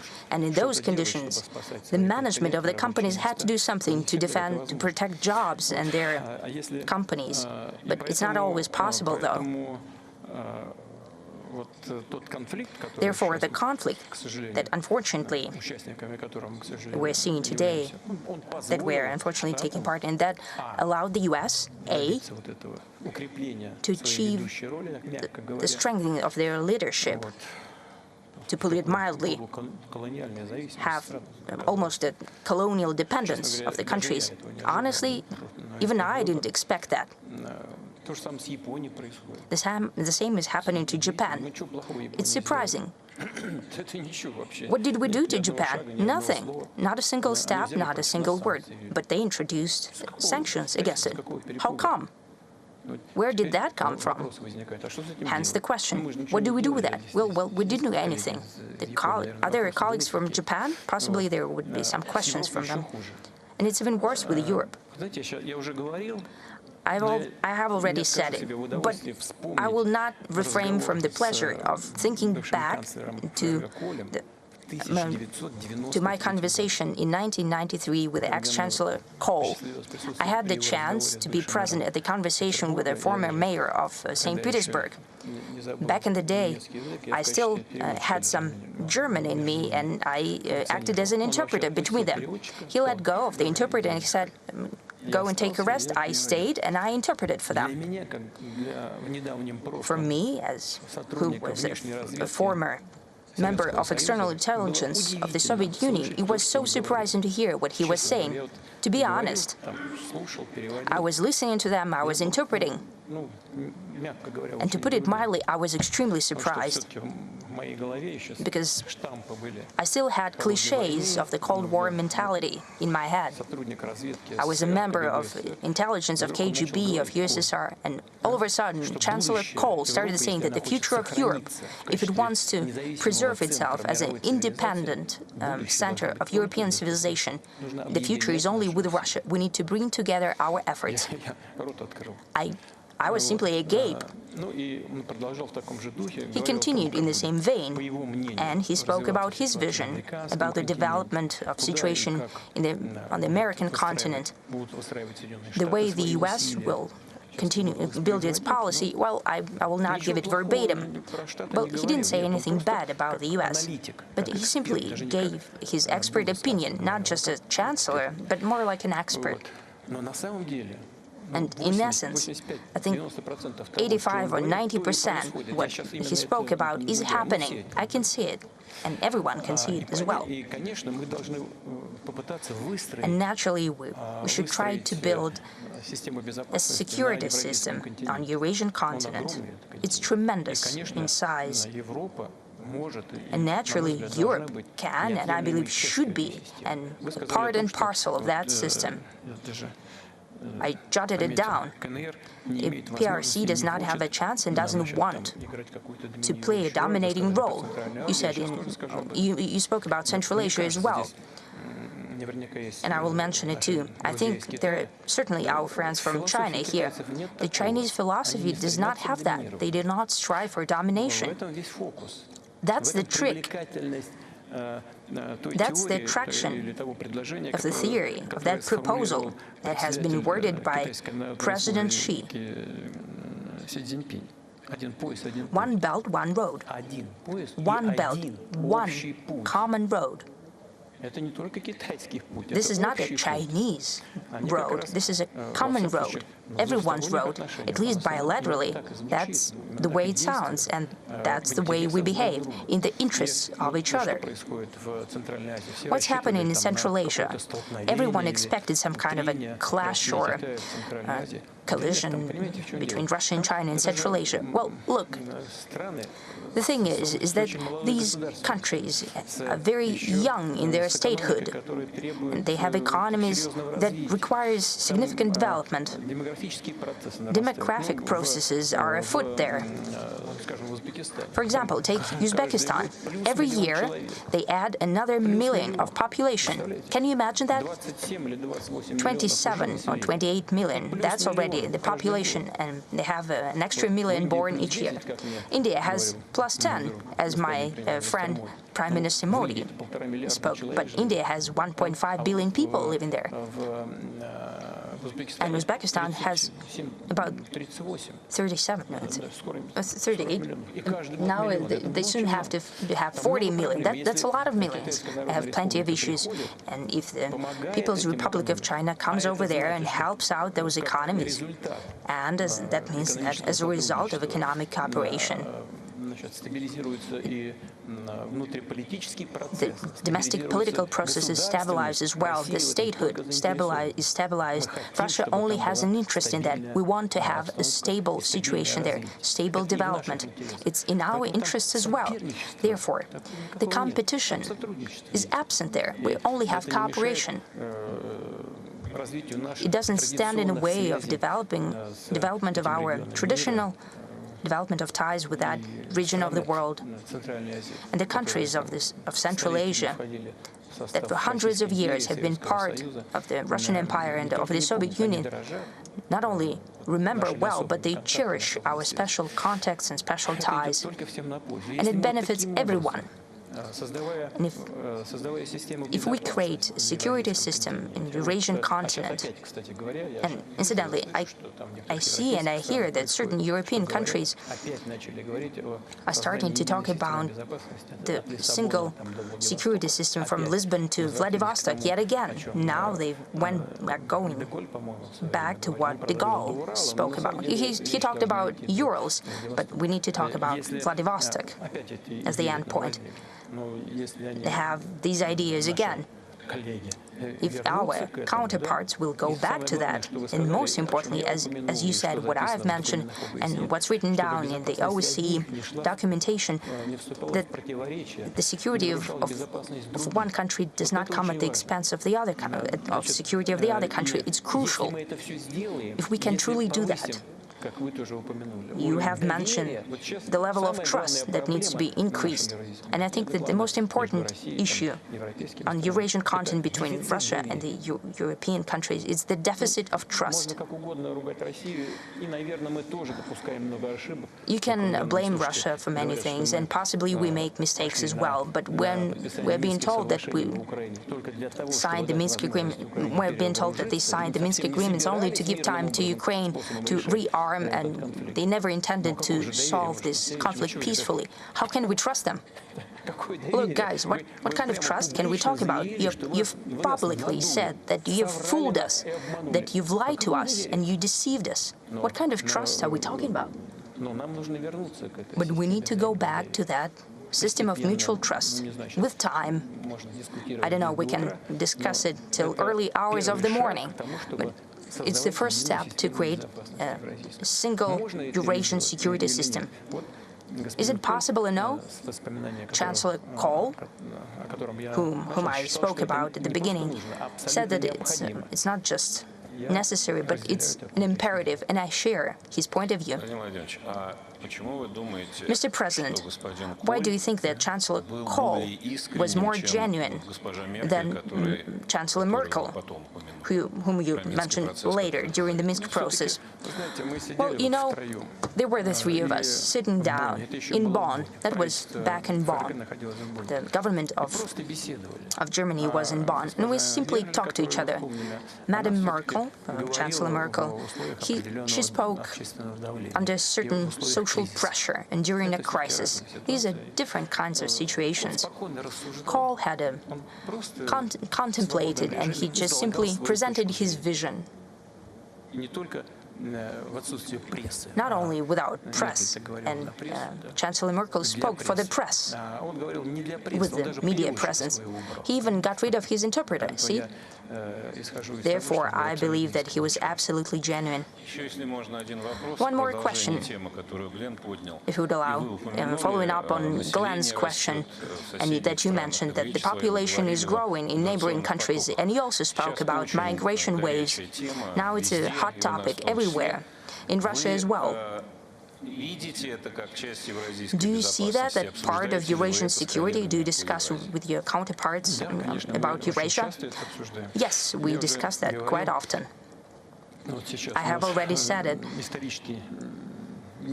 Now we have a historically low level of unemployment, 2.4%. Basically, no unemployment. We have deficit of labor. And for the development of our economy, we need labor. Moreover, the lack of the necessary number of workforce is one of the main hurdles towards our economic growth. Right now, in construction, we have about 500 or 600,000 people. That's the deficit right now. That in industry, we need about 250,000 people. That would not even be enough. Will be absorbed right away. But as a first stage, we need to create the conditions where people who come here to work, that they are prepared to do it, that they would know Russian language and know our traditions. That's what we mentioned multiple times. They should know our laws, and not only know, but to be prepared morally to observe all of it. Then there will be no irritation and intolerance from our citizens. And first and foremost, we need to think about the interests of the citizens of the Russian Federation. It is an apparent thing, and I hope that the regions of Russia and the leadership of the regions would hear me now, just like the law enforcement. As for the people who travel here, they also should have the humane conditions, modern conditions to use all kinds of conveniences in education and healthcare. There are distortions here in the process. I wouldn't go into detail, but we need to work on it. With my colleagues and friends, and heads of republics of the former Soviet Union, constantly discuss it. They are prepared to prepare people, to train people who are coming over to work here. What's necessary for that? That's also a question for us. We need to build schools and so on. That's what we're doing right now. We have to send Russian teachers because there's a lack of them, and I'm glad to have them, and they would have even more. So the ball is in our court to a great extent. They are willing to do that, and they want that, and we're going to do that together. But as far as future is concerned, and I do hope it's going to be in the near future, we have to make sure that the Russian labor market takes up mostly people with a high level of education, professionals who are competent, and some of the people who are coming to Russia, well, we need to make sure that they stay at home, but we can build production capacities over there that will be part of the supply chain. So we could give orders to them, they could produce some components and spare parts, we could have the final assembly capacities, and then both in Russia and in Uzbekistan and in Kazakhstan, Tajikistan, every other country, they would have jobs over there, and this would be a cooperative process. To a large extent, we have to re-establish and rebuild the cooperative chains of supply which used to exist back during the Soviet times, but on a new technological foundation, on a new logistical basis, and then the general system is going to be more sustainable and it'll improve the economic growth rates for all participants of this process. Nor is there going to be such a high level of tensions right now. You know, we've just spoken about AI and other opportunities. The lack of labor force, and all experts agree on that, has to be compensated for thanks to new technological opportunities. Technology has to be propelled to a new level, and our production capacities have to be built on a new level, and we need to raise our efficiency as well. And I suppose this is doable. Very much so. Thank you. Mr. President, yesterday there was a huge event. Everyone held their breath because the US elected a new president. So this is the sixth US president. You see, during your presidency, he is also the fourth, but it happens. So do you have any recollections about any of the American presidents, some more pleasant than others? Maybe it was more interesting to work with some of them. Well, you know, all of them are very interesting people.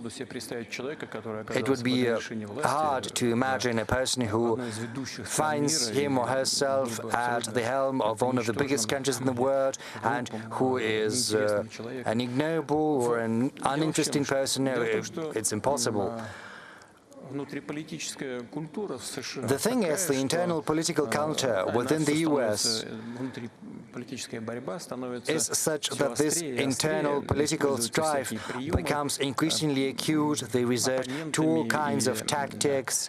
Opponents resort to different methods, both the political opponents of the acting head of state, and, you know, sometimes they resort to instruments that are far from decent or appropriate, nor are they indicative of this political culture. Well, just remember how many attacks there were against President Bush. He was accused of being non-intelligent and illiterate, basically not a knowledgeable person. So I think in terms of attitude towards Russia, in terms of policy with regard to Russia, many of them, or at least many of them, as I said, everything that has been done was basically viewed as a creeping intervention. But in terms of personality, I can assure you, President Bush, who used to be governor of Texas, and this is a very difficult state to run, and he was very successful in his job, and I can tell you, he is just as good as any expert who sits in this room right now. However, he has been portrayed as a person with a low IQ or any other type of accusation mounted against him by political opponents. You know, I talked to him, I stayed at his house in Texas, I met his parents at their home and they came to see me. And I can tell you, I spoke to his father, also former US president. Well, of course, he was no longer president, but he said quite sincerely to me, we made a huge mistake when we started to boycott the Olympic Games in Moscow, and this Russia followed suit, because Russia boycotted the US Olympics. He said it was a huge mistake, it was just nonsense, but that said, still that continues, because under external pressure the International Olympic Committee has basically turned into a circus. They've commercialized the Olympic movement, destroying the Olympic movement with their own hands. But, I'm talking about the people I had to work with. All of them were a prominent personality. And they ended up on the political Olympus not by coincidence. And what about the future president? Well, you can have any attitude toward him, because during his first iteration as president, he was dubbed as mostly a businessman, that he is not very well versed in politics, he can make a lot of mistakes. But from the outset, I can tell you that his behavior when there was an attempt on his life, I was impressed. He's a courageous person. And it's not just about the hand he raised and his call to fight for their common values and ideals. Of course, there was a rush of adrenaline, but a person shows their true color in these emergencies. And this is precisely one of those cases, and I think he acquitted himself admirably in a valiant fashion as a man. As far as politics is concerned, I don't know, during his first presidency, I don't know whether he's going to hear that, but I think I'm going to say that regardless. I think he was harassed by everyone on all sides, bullied. He was afraid of making a step to the left or to the right, saying the wrong thing. I don't know what's going to happen right now during his new presidency, because this is going to be his last presidency. Whatever he does, it's up to him to decide. But what he's been saying publicly up until now, I would be loath to comment on what was said during the electoral campaign, because, that was a deliberate thing to fight for votes. But regardless, what he said about his desire to rebuild relations with Russia, to facilitate an end to the Ukrainian crisis, I think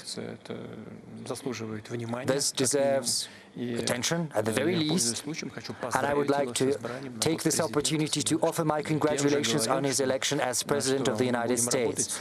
As I said before, we are going to work with any head of state that is going to garner the trust of the American people, and this is what's going to happen in practice. And if he does what he has been promising, before the inauguration, if he makes a phone call, if he says, Vladimir, let's meet, I don't think it would be beneath me to call him myself. I'm simply not doing that because, at a certain point, the European Western leaders were calling almost every week, and then they stopped all of a sudden, and you see we're still healthy, very well, we're developing. If anyone among them wants to rebuild contacts, as I said, we have nothing against that, we're always open, we will rebuild these contacts and have a sincere discussion. But so far there are many people who want to engage in a discussion. They are here in this room. So you're willing to talk to Trump? Yes, we are. We're ready. Well, Trump is not here yet, so let's have a discussion with those who is present in this room. Let's start with Professor Fan Shaoli, please. Over to you, Professor.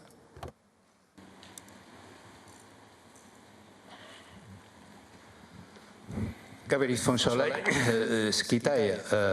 Fan Shaoli, I'm from China. Mr. President, I'm very glad to see you once again From the outset, I would like to express my gratitude on behalf of my Chinese colleagues for the excellent organization and for the hospitality extended to us during the Kazan summit. I would also like to say a huge thank you for your personal support shown to the Valdai Club. I would also like to thank you for this lively discussion. I remember that 8 years ago,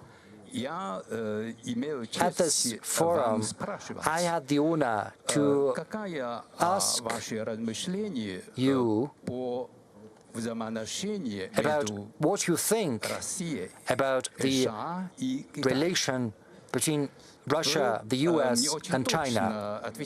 And you gave me a very apt, very accurate answer. You said that this relation should be built on mutual respect and it should be mutually beneficial. It's been 8 years now. The world is changing drastically. You know, there is rivalry, there are sanctions, there is bitter strife. But at the same time, Russia and China are building a strategic partnership. They're cooperating. And the cooperation within BRICS is also developing successfully. So my question is the same. What's your assessment of the current and future dynamics in terms of strategic partnership between Russia and China? And secondly, is it going to be possible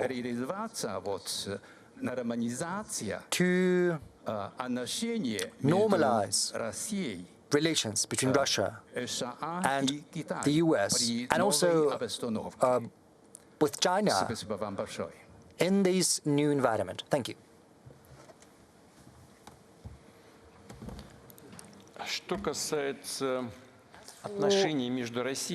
Relations between Russia and the People's Republic of China.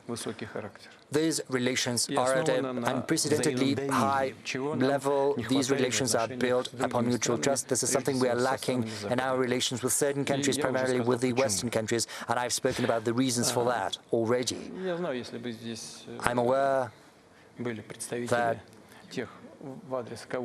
if the representatives of those countries that I'm criticizing were here, they would give me a list of their grievances with Russia. But, well, we're not going to have a discussion right now on this subject, but I would like to say that the level of trust between Russia and China is at the highest level in modern history. This, as well as our personal friendly relations with President Xi Jinping of the People's Republic of China, serve as the sure foundation for the development of intergovernmental ties. I'm not going to go into detail, but our bilateral trade is $240 billion, probably not the biggest, but still ranks among the first biggest 4 trade partners of China. This is a very good result already. And this is a very important factor. And we are hugely complementary. We started with energy, nuclear energy, and as our technological capacities are growing, we have an exchange of these technologies, and this significance is only growing. That is why we're expanding our cooperation. It's becoming increasingly wide. The spectrum is also expanding, and we are paying increasingly great attention to high technology in different spheres. China has made a huge headway and achieved a lot in different spheres. I spoke publicly on the subject. According to our experts, The economic development model China has chosen is something it arrived at in a natural fashion based on the requirements of life, and it's more efficient than many other economic models because this model combines planned economy and market economy, and thanks to this model, Chinese experts are successful. And the political leadership manages not to build barriers in the way of what the economic specialists are doing. And they're doing a very good job together. China's economy is performing more efficiently than other economies. It's true that we are seeing a certain adjustment in terms of economic growth.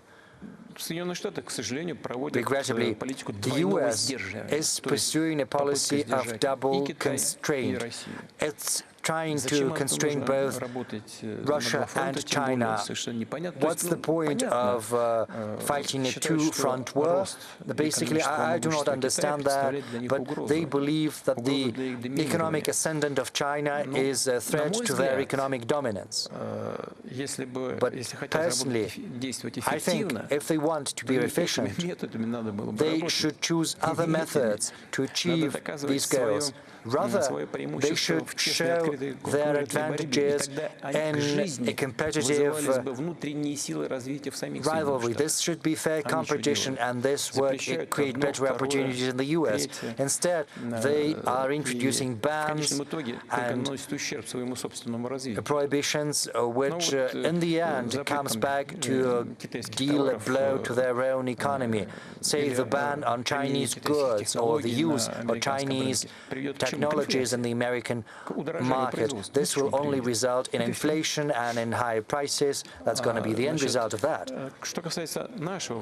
As far as our cooperation is concerned,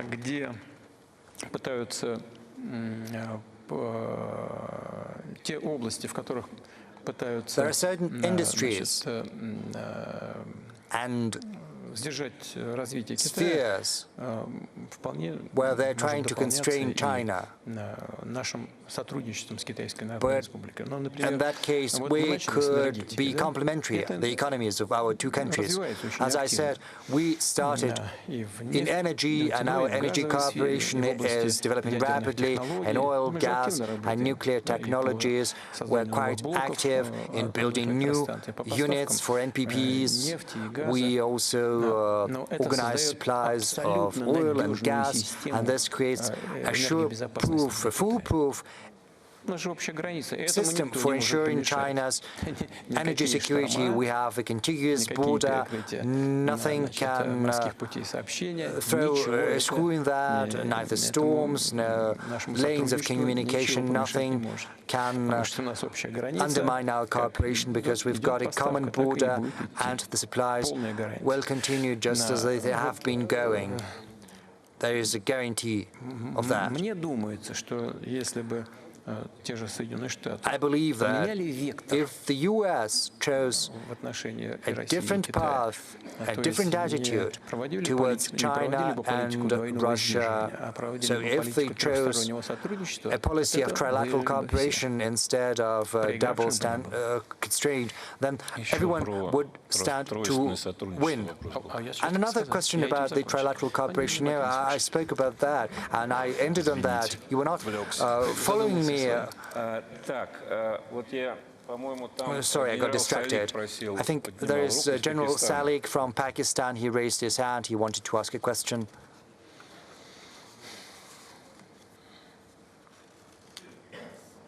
Thank you very much, Mr. President. My question is about the stability between the global powers. The New START treaty is expiring on February 2026, and there appear to be no chances of its renewal or extension, and no other treaty is being negotiated.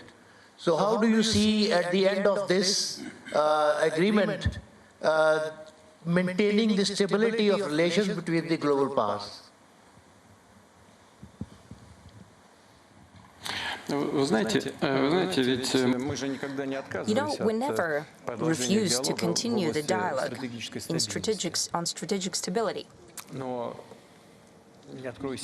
However, it's an open secret, and everyone knows it, not only this audience, but around the world. It is well known that the United States, and sorry, their satellites, there is no other way to put it, regarding the leadership of those countries who, to the detriment of their interests, follow the path towards Russia proposed from over the ocean. The U.S. state the goal for themselves to deliver a strategic defeat to Russia. A strategic defeat. What is a strategic defeat? What is to achieve a strategic defeat of a specific country? If not annihilate this country, then I don't know, to bring the role of the country, to reduce it to a naught. Why would we need the nuclear weapons then? At the same time, they want to have a dialogue on strategic stability with us. How come? Well, how does it work? It seems that there are normal and grown-up people. We are prepared to have this dialogue, but in the current conditions, there are many issues. And your colleague from China just asked us about the triangle of Russia, China, and the US. I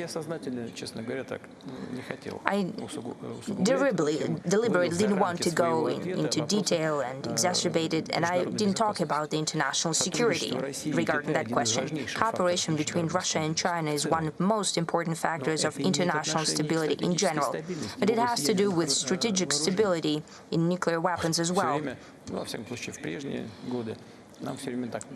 In the past, we were always being whispered to talk to your friends from China.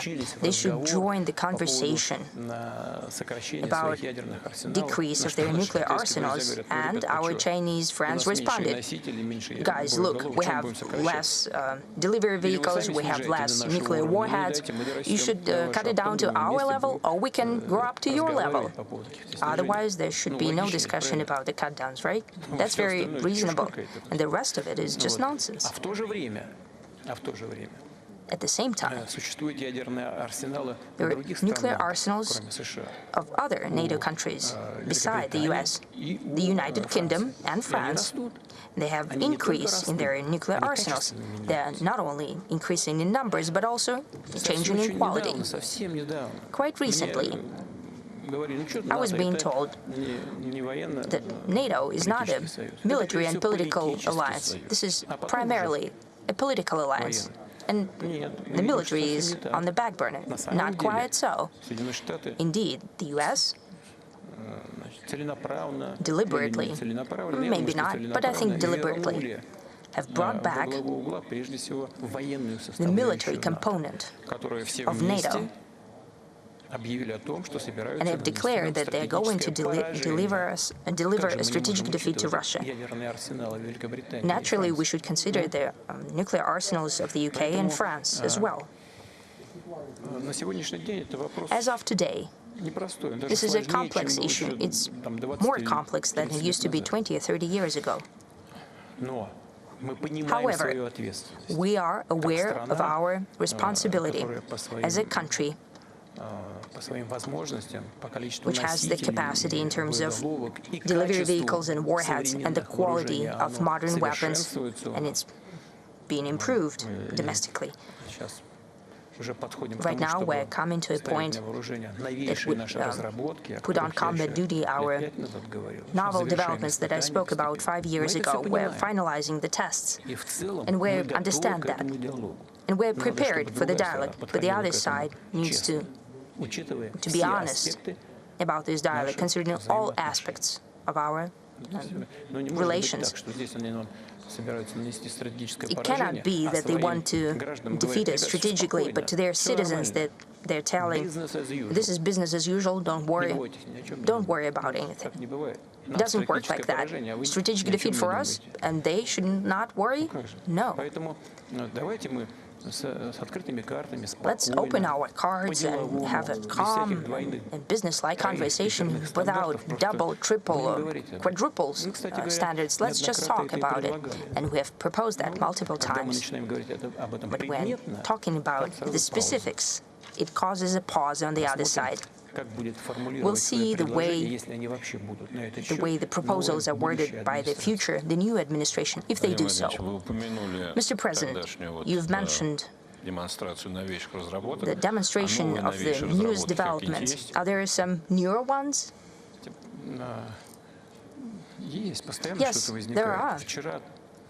Something comes up all the time. Yesterday I was talking to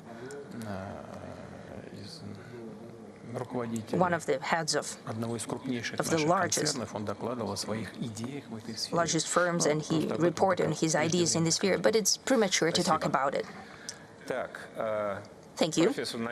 Professor Nogueira from Brazil, first row, please. I'm Paulo Nogueira Batista from Brazil. And I'd like to ask you, Mr. President, if you could expand a little bit on two topics you touched upon in your presentation and comments, BRICS and US dollar. What role do you see for the BRICS in constructing alternatives to the unreliable and dysfunctional dollar system?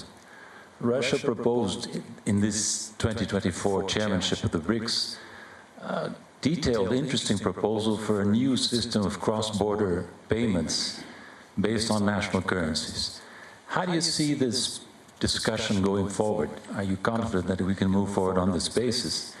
And second point, more difficult one, don't you agree that payments in national currencies have a limit and that we ultimately must move step by step, gradually and carefully towards new means of payment, a new reserve currency? President Lula, by the way, made this point in his statement to the Kazan summit, and I would like to hear your views on that. Thank you.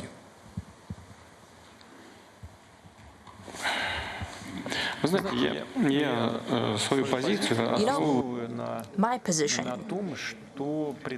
is based on the proposals from our experts. I trust them completely. Naturally, they're experts at the international level. And beforehand, I had a discussion of our proposal. And when a certain idea is generated, my role is that within the country, the expert community and the government and the central bank engage with these ideas, so these ideas are shaped in a certain way. When everyone understands what they're talking about, we should propose these ideas to our partners. That was one of my proposals to President Lula. He got interested. He received our experts in Brazil at a very high level. He called to these meetings representatives from central bank, finance ministry, and I think all of the economic part of the government. Our colleagues and friends in Brazil were interested, and I will say a few words about what I'm talking about. We did the same for other countries of BRICS association. I spoke to almost all of the heads personally, and everyone got a liking to that idea. But what I'm talking about, what's the novelty there? We're proposing to create a new investment platform using electronic assets and developing on them. So we would like to create a platform of electronic payments that could be used for investments in emerging markets. And that is primarily the markets of South Asia, Africa, and partially Latin America. I'd like to repeat once again, why do we think that?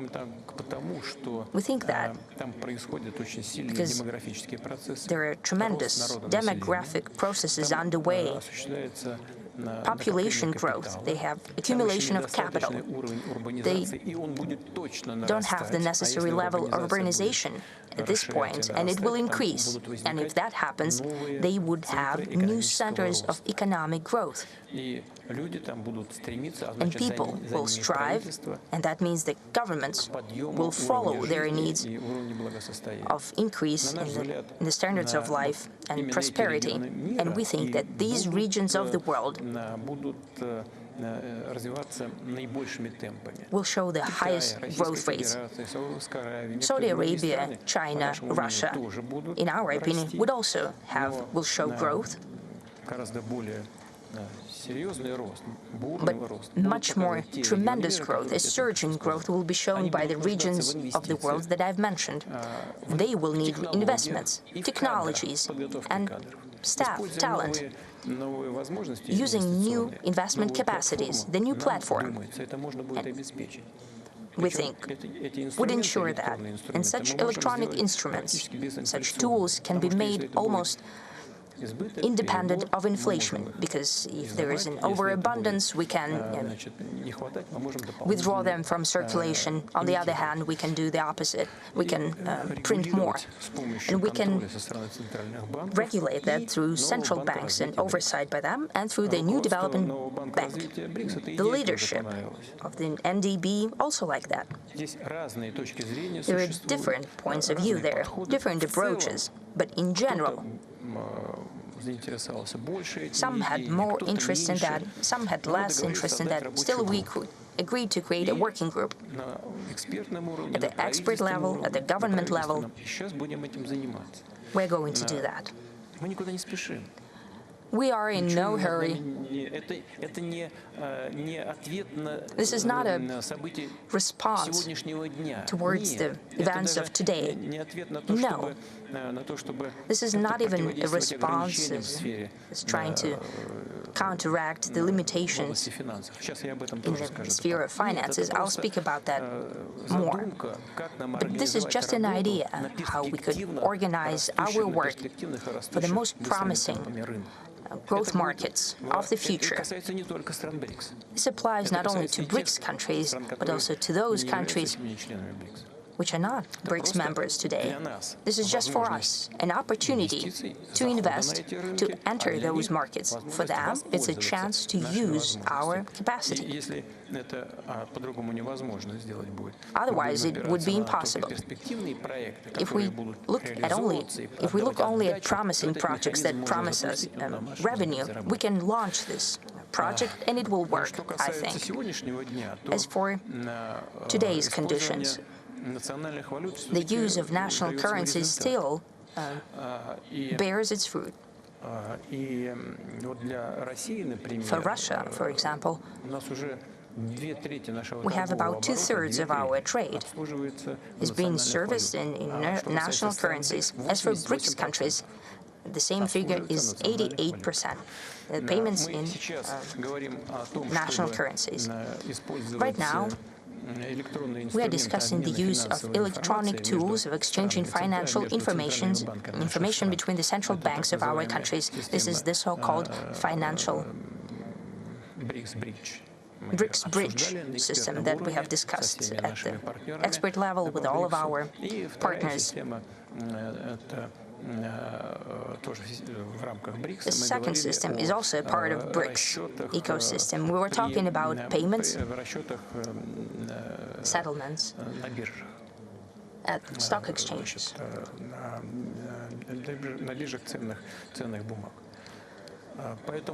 At securities markets. I think that today this is the best option. That's what we should work on in the nearest future.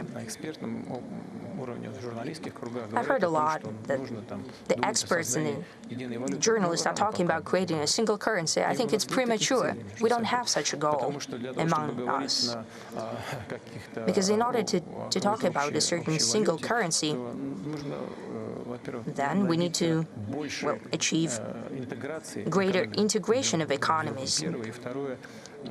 That's number one. And number two, we need to increase the quality of economies to a certain level. So these would be very compatible in terms of volume and quality. Compatible economies. Otherwise, it would be unrealistic and possibly even detrimental. We shouldn't make haste here. And I want to wrap up with what I usually start with when I respond to questions like that. We never wanted to abandon dollar, and that's not our commitment. The political and financial authorities of the US or of Europe are doing it themselves when they decline to put through European settlements. Euro is still in fledgling state, but they limited its capacity by their own hand. It's nonsense. As for Europe,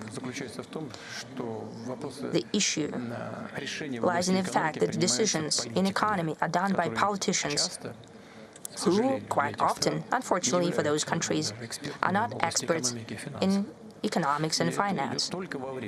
And that is only to the disadvantage of those countries. We are not abandoning dollar in Russia. They simply refuses to allow to use dollar as a settlement tool.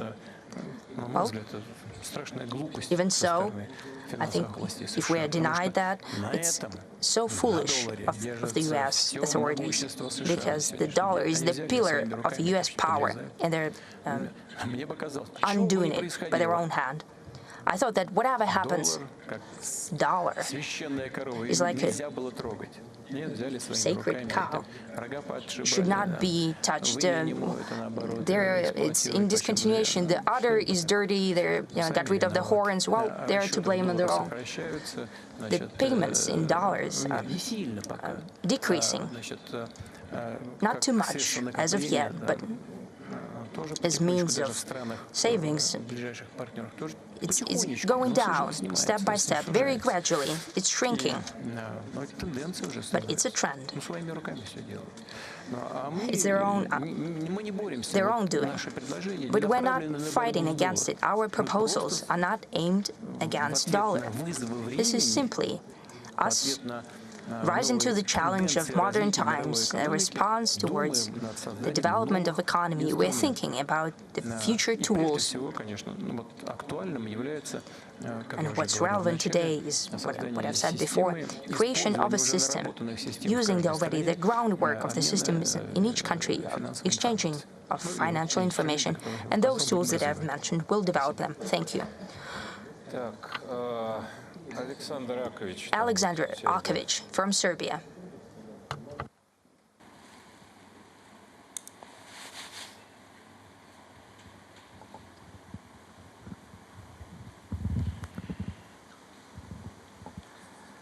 Dear Mr. President, I am Alexander Akovich, historian from Belgrade, Serbia.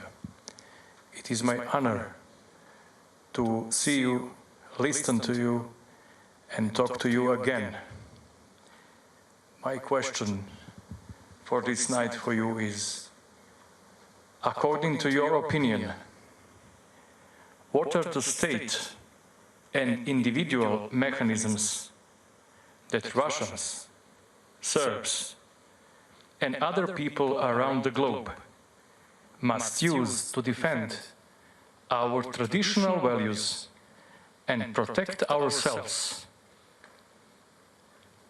and our identities from the invasive and imposing Western ideology that we saw this year at the opening ceremony of the Olympic Games in Paris?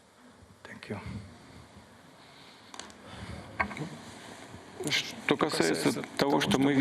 Well, as for what we saw at the opening ceremony, honestly, I didn't watch it. Someone told me afterwards, and I did give it a watch. I don't know what they were gonna do, what they wanted, why the organizers chose that, and why it was greenlit by the International Olympic Committee. It was an insult to millions of Christians, of believers. Why there is a need to insult anyone, I do not quite see that. Why there is a need to insult the sentiments of Christians. Those who organized that say they didn't want to insult anyone, but the same happens with regard to the Islamic community when the Quran is being burnt, or when there are some illustrations or caricatures with the Prophet, and when such things are being published under the aegis and pretext of protecting freedom of speech. Well, I'm just repeating what I have spoken about on multiple occasions, because the freedom of one person or society and where the freedom of other persons starts. Because, you know, you can insult someone and religious feelings of other people and say, this is my freedom, but this would lead you as far as to, I don't know, murder someone. Because if you want to murder, is it gonna be like encroaching on your freedom? Well, of course, that is nonsense. People do not feel the line, the border, as they say. They have a vision and they do not know where the boundaries lie. Yes, if you have a vision, it's all right, but if you know that this vision of yours might insult other person, you should refrain from going public. The rule is as simple as that. They believe it possible to act in such a fashion. Incidentally, the same goes for the opportunity for men to compete in women's sports. You know, it simply destroys women's opportunities. Well, I'm sorry for broaching this subject. Maybe there are some sports which are not for women. I'm sorry, I do not want to insult anyone, but women should compete with women. Well, yes, there is box, and maybe that's a male sport. But, you know, if you declare that you're a woman and then you go and you break a nose of a woman, it simply destroys women's sports, because women will have no chance of competing. Men should compete with men, and if you're a man and you declare yourself a woman, you should compete with similar people. Or, you know, it's like those who get a medical certificate, say that they have an illness and they take a medicine and they have an unfair advantage. Well, you can organize, again, a competition among people who use the same method. This is only natural, and this is not going to insult anyone. No one is going to be offended by that, I think. Now, as far as protecting our values is concerned, I think we should use any means at our disposal to protect these values. Mr. Van Ven, please. Thank you. My name is Wang Wen from Chongyang Institute, Liming University of China. I'm so glad to see you again. And my question is about Russia's China policy in the coming 4 years, as well as the future international system changes. Because we know Trump is back. Let me imagine if one day President Trump call you and ask that, like that, let's join forces to compete China. What will you respond? And will you accept President Trump's suggestion, so-called uniting with Russia and resisting China? And my second question is about the future's international system change, because you often mentioned that international system is ongoing fundamental change. So in your eyes, what will the international order and framework in the future looks like? And in your eyes, in the future international order and the system, what role should Russia, China, United States act or plan in the future? And how do you consider to coordinate the triangle relationship among Russia, China, and the United States? Thank you. Well, I'll give it a try, and I'll try to be as succinct as possible. First, China and Russia are cooperating and being friends, not against anyone. Our relationship with China is not aimed at any third party, the US included. Our relations with the People's Republic of China seek to develop and create a favorable environment for ensuring the security of both our nations and peoples. And the same applies to our relations with the United States of America. It would be very difficult for me to even imagine a situation when the President-elect makes such an offer as you mentioned. I think he understands that it is completely divorced from the realities in which we are living. Russia is not going to ally with anyone against anyone. And it seems even increasingly unrealistic to me with regard to China, because with China we've reached an unprecedented level of trust, mutual confidence and friendship. I think such countries as Russia and China that have such a big border and such a long history of coexistence in one space, despite the differences in our cultures, which, however, do espouse similar and common values. I think that in itself is a great achievement, and we have to use it right now, and we have to reinforce it and pass it down to forthcoming generations. As far as the possibility for establishing our relations with the US is concerned, we're open to these possibilities. To a large extent, the ball is in the US's court, because we were not the ones to sour relations with them. We did not introduce any restrictions or sanctions against the US, nor are we facilitating any armed conflicts in the territories in their proximity. We've never sought anything like that, and I would like to say that we've never done anything like that in practice. We do not quite see why the US seems it has the right to do that, and we are hopeful that at the end they will come to realize that they'd better refrain from doing that, because that's what they should be doing if we do not want any global conflicts. But the President-elect of the US, President Trump, spoke along similar lines, so we'll live and see how it plays out in reality. Keeping in mind, of course, that such an institution as the Presidency of the US is bound by certain obligations, by certain responsibilities.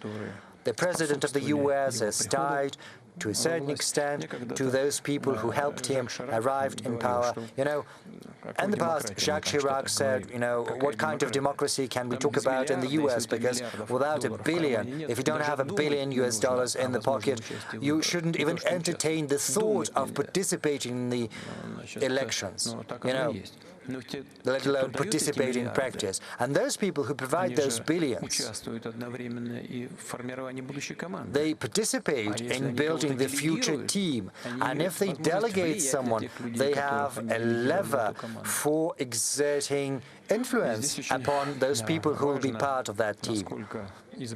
So it's important to see whether the President-elect manages to build good relations with this so-called deep state and also build contacts and relations with the voters. If he keeps his promises, his authority is growing, and he can use that authority to become an independent political figure, even in his relations with those influence groups that help him arrive in power. It's a very complex process. What's going to happen in the US is something we cannot tell for sure, but I'm hopeful that our relations with the United States of America will be re-established at a certain point in time, and we are open to that. Thank you. Thank you. From someone from here, yes, you mentioned Japan, I think. Mr. Nibiru is here.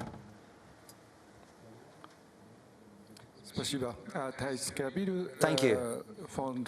Thais Kabira, Sasagawa Peace Foundation. I would like to ask you a similar question, but it's about Japan.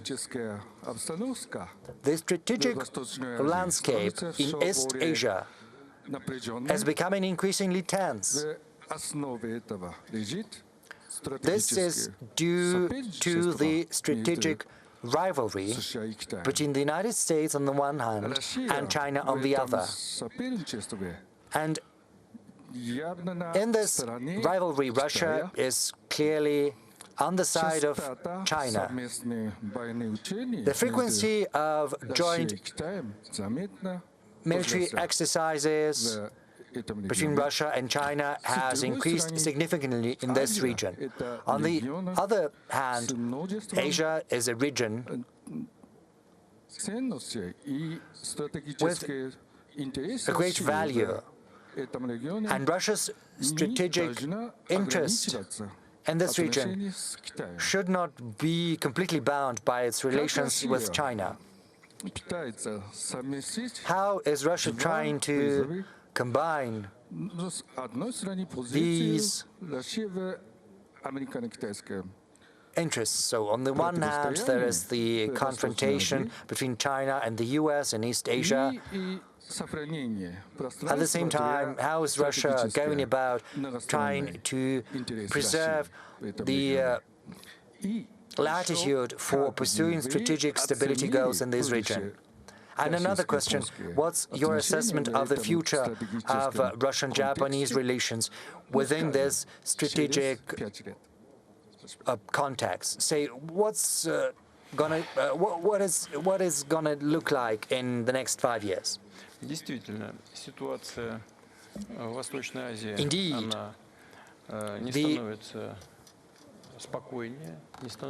the situation in East Asia is not becoming any less unstable or less tense, but it's not due to China. Yes, China is our friend and closest partner, but let me say that objectively, it's not China that is building blocks over there in East Asia. I do not want to act as China's advocate. I understand there are many internal issues because there are always issues between neighbors. I'm not sharing any secret with you. There are certain difficulties on the Chinese-Indian border, but well-versed, thoughtful people who care about the future of their nations are on a quest for compromises, and they arrive at them. This is what Prime Minister of India and China's President are doing. They are engaged in a dialogue, and they continued that dialogue during the BRICS summit in Kazan. And I'm hopeful this is going to have a positive impact upon future Chinese-Indian relations. Regarding the situation in East Asia as a whole, it's not China that is building blocks over there, it's the US that is doing that, one block then another. Right now, NATO is formally making its way into East Asia. Nothing good is happening. Nothing good happens if exclusive political or military blocks are being built that act to the tune of one single country that acts as a leader. Other countries, as a rule, are following in the wake serving the interests of one single country that initiates the establishment of these blocs. And those countries that agree with every demand of the US should think on that.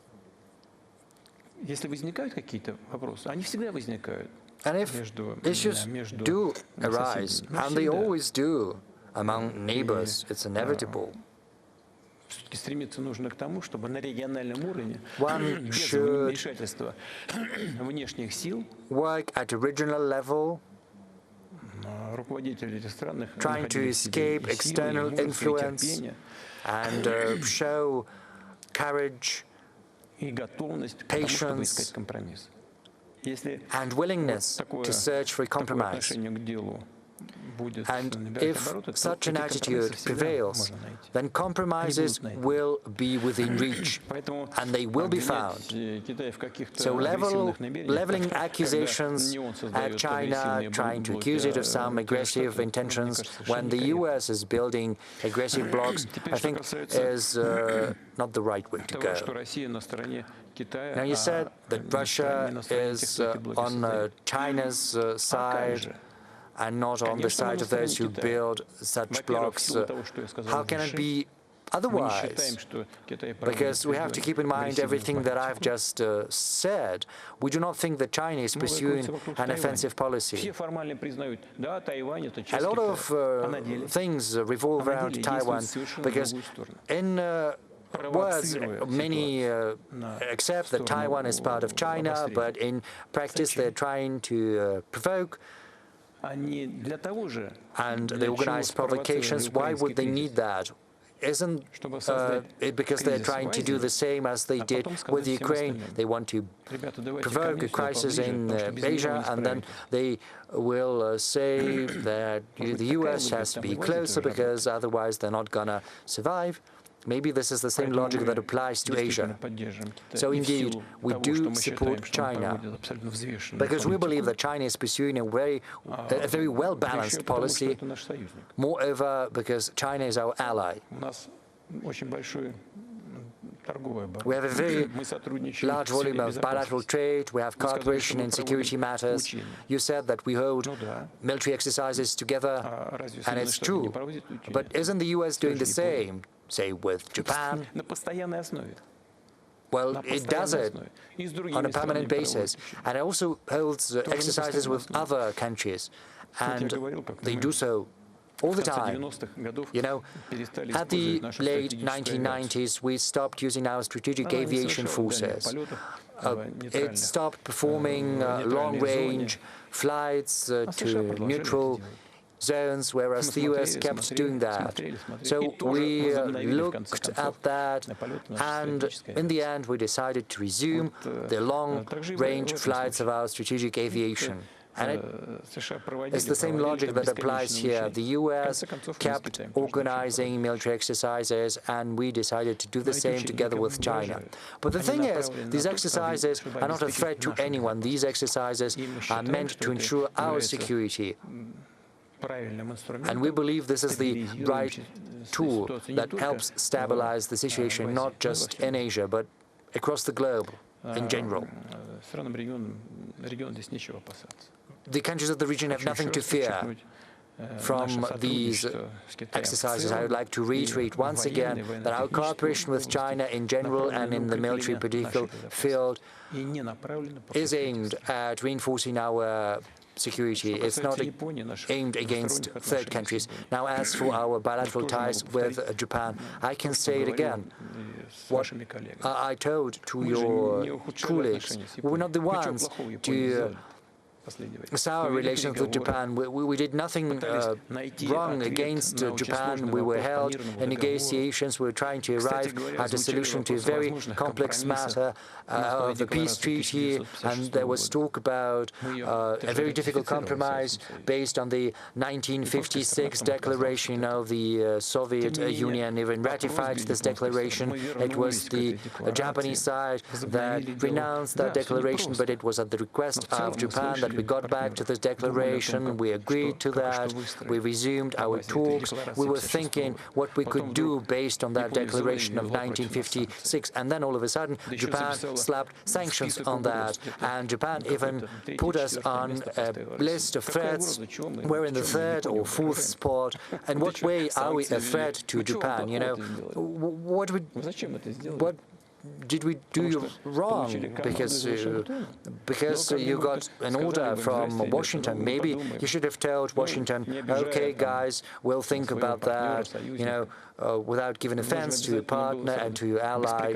Why did Japan have to simply blindly follow that order coming from Washington?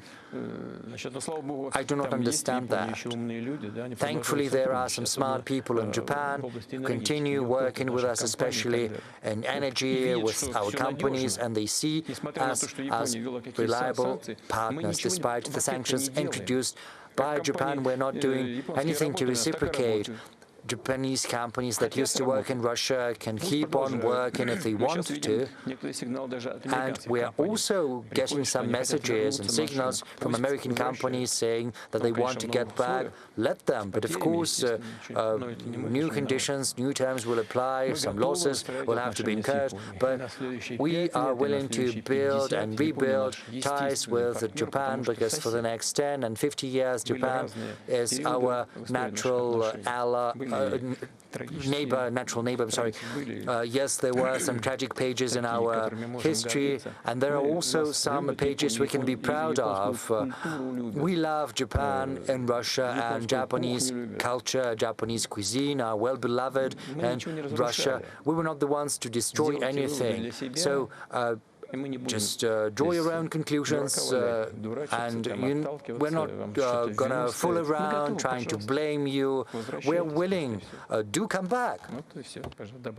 That's it. I don't have anything to add to that. Mr. President, what about our strategic cooperation with the DPRK? Is it also aimed at strengthening our security, just like with China? Well, as for DPRK, we have an agreement that we've signed with other countries as well. It was signed with the Soviet Union as well. Well, it came to an end naturally. In essence, we went back to it. There is nothing new there. Whatever anyone says, everything, practically everything that was written down in the agreement in between DPRK and the Soviet Union, it was copied and pasted with some adjustments, and it was reproduced in the new treaty. Naturally, it is aimed at ensuring security in the region and our mutual security as well. Will we hold exercise with them? Maybe we can do that as well. Why not? We have Article 4 that reflects mutual aid in case of aggression from another state. It's all there. And I would like to repeat once again, there is basically nothing new compared to the treaty that simply ran its course back in the Soviet Union times. Thank you. Arvind Gupta, please.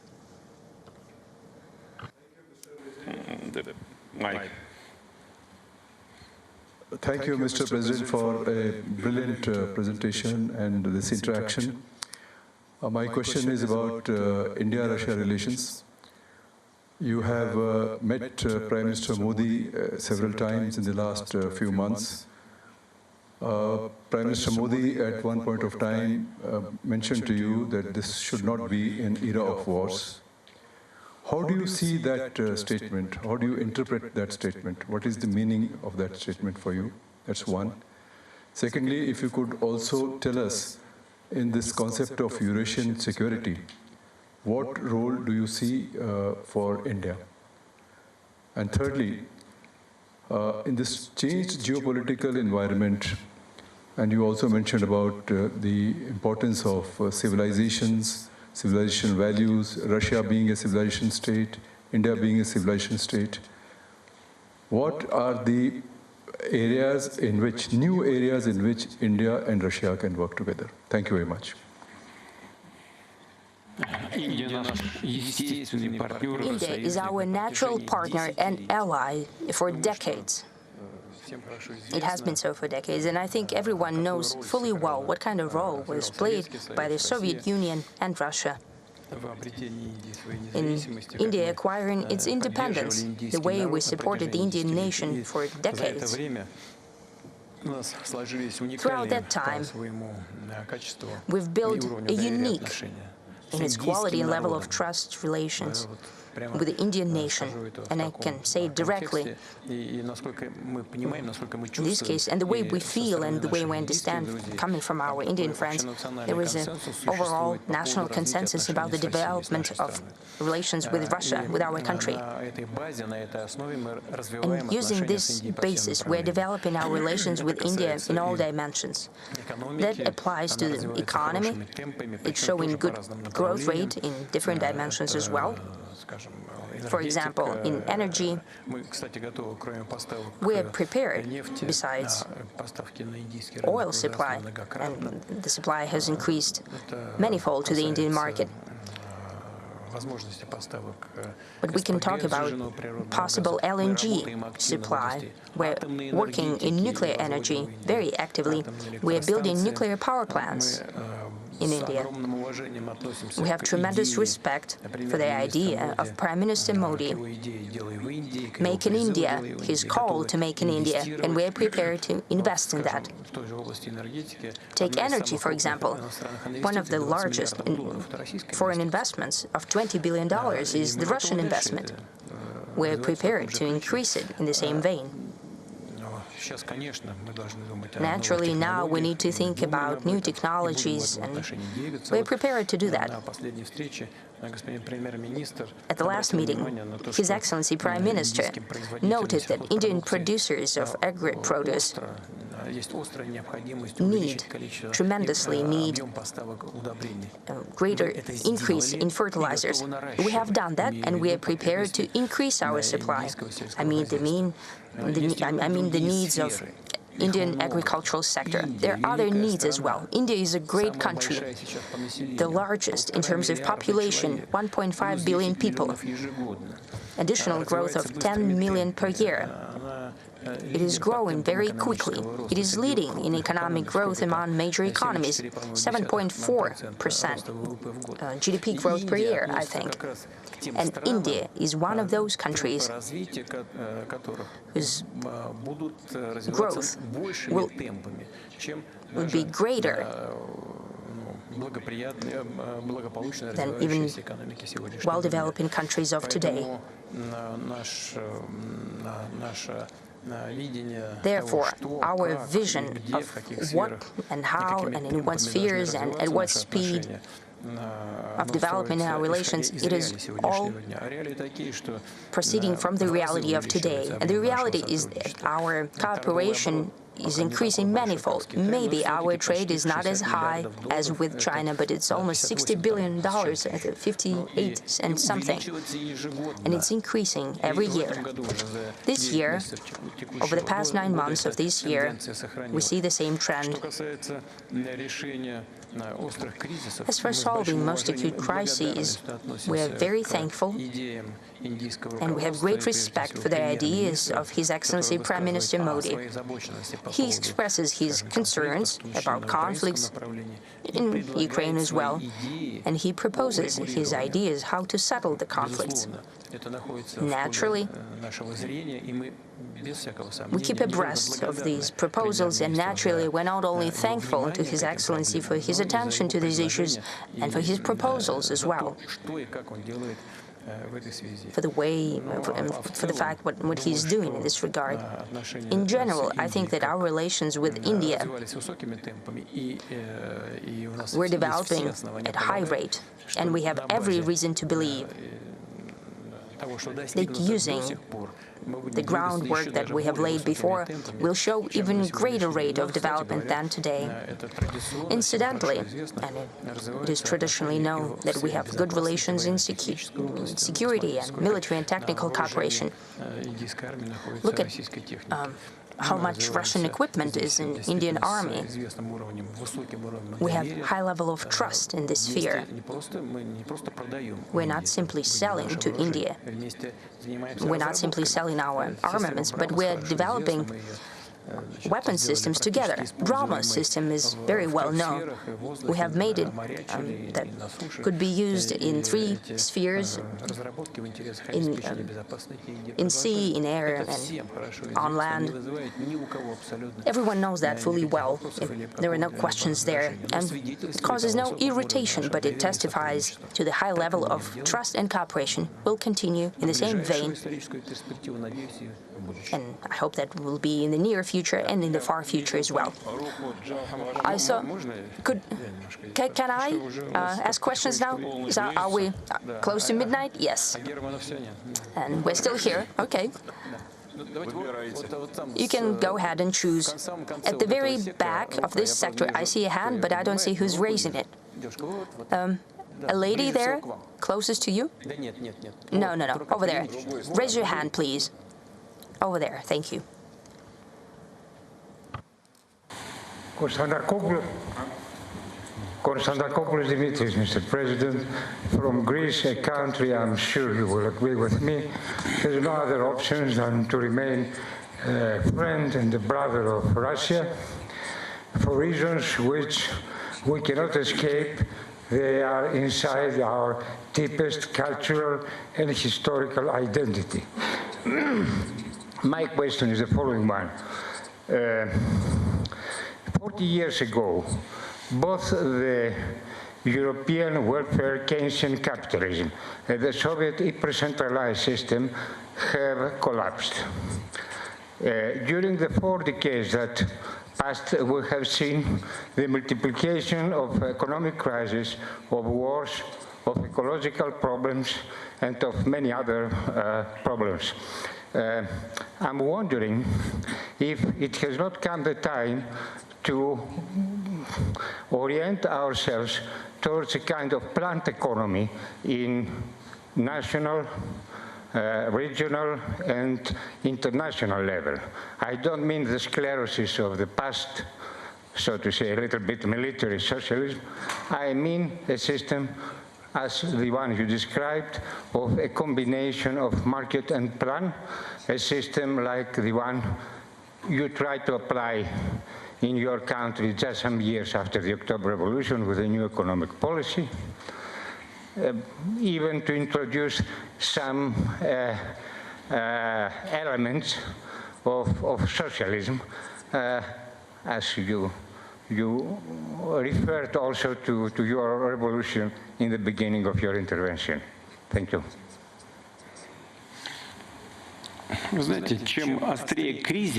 You know, the more acute the crisis, the more plans, the more planned the economy is, the greater the need for the government to intervene in the solving of the crisis. But the greater accumulated resources and goods, the more often we hear the proposals to move on to exclusively market principles. Here come the liberals and Democrats, come over and start to spend everything accumulated by the conservatives. Then with time, there is always a crisis of overproduction or a crisis that have to do with that, and the cycle repeats endless number of times, and it all comes back to the beginning. This is a sovereign choice of each state on how to build their economic policy. China has found these opportunities, and do you know why it succeeded? It is also for a reason, and not the least because China is a sovereign state.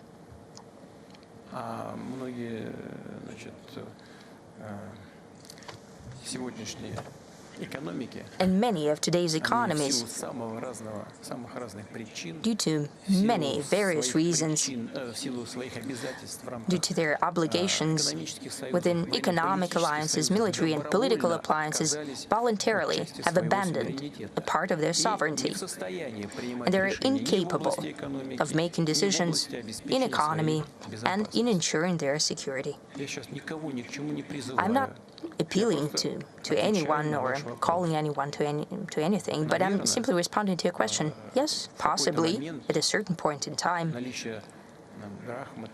the presence of drama or a national currency would be reasonable, because you can adjust through inflation at least certain social processes and get rid of social tension, and not to shift all of the burdens of economic development on the shoulders of the population. Back in the day, Greece made a different decision. It redistributed itself to be regulated through a common currency and economic decisions in Brussels. This is not our matter. This is a sovereign choice of the Greek state. What to do in these conditions is hard for me to say, but as some of my friends and colleagues from the EU told me, I still have some, that Brussels makes more decisions that are obligatory, that it was used to be done by the Supreme Council of the USSR during the Soviet times. There are advantages and disadvantages, but it's not our matter. I tried to answer to your question. I don't know whether I succeeded. I don't know whether it's enough for you or not. That's what I think. Thank you. Yes, please go ahead. Over here. Yes, you will have the mic to you. Thank you very much, Mr. President, especially since I'm the first woman to take part in today's discussion. I wanted to say that quite recently, starting with 2023, the African agenda became the Valdai agenda. It's very important, because what's being discussed in Valdai is important not only for intellectuals and experts, but for all of our country. It is very symbolic that one day after we finish our work, we'll kick off the first ministerial conference of Russia and Africa in Sochi as well. At the BRICS press conference, you said that Africa, together with Southeast Asia, is one of the global growth centers, and it is clear that there is a great fight for the sympathies of the African population.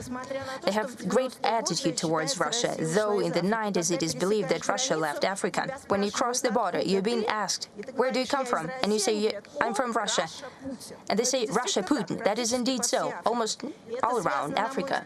And I think it has to do with the fact that Russia, unlike the West, that used to plunder those nations for their own benefit, ensured political and economic sovereignty of the African states, and stood at the origins of African economic space and humanitarian space as well. But in terms of competition, China, India, and all players, and even Turkey and countries of the Persian Gulf and Iran, Russia needs to find its niche where it would be best for Africans. We, as experts, also have our proposals, what we need to pay attention to. But you have held dozens of negotiations with African leaders, and multiple with many leaders.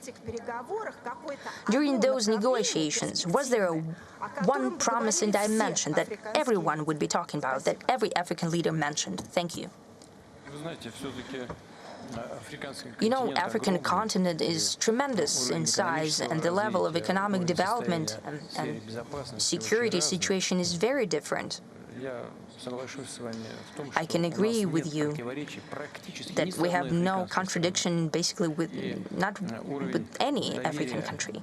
And the level of trust and liking towards each other is very high, primarily due to the fact that in the history of our relations with the African continent, there was never even a shadow of a trouble. We never exploited the African nations.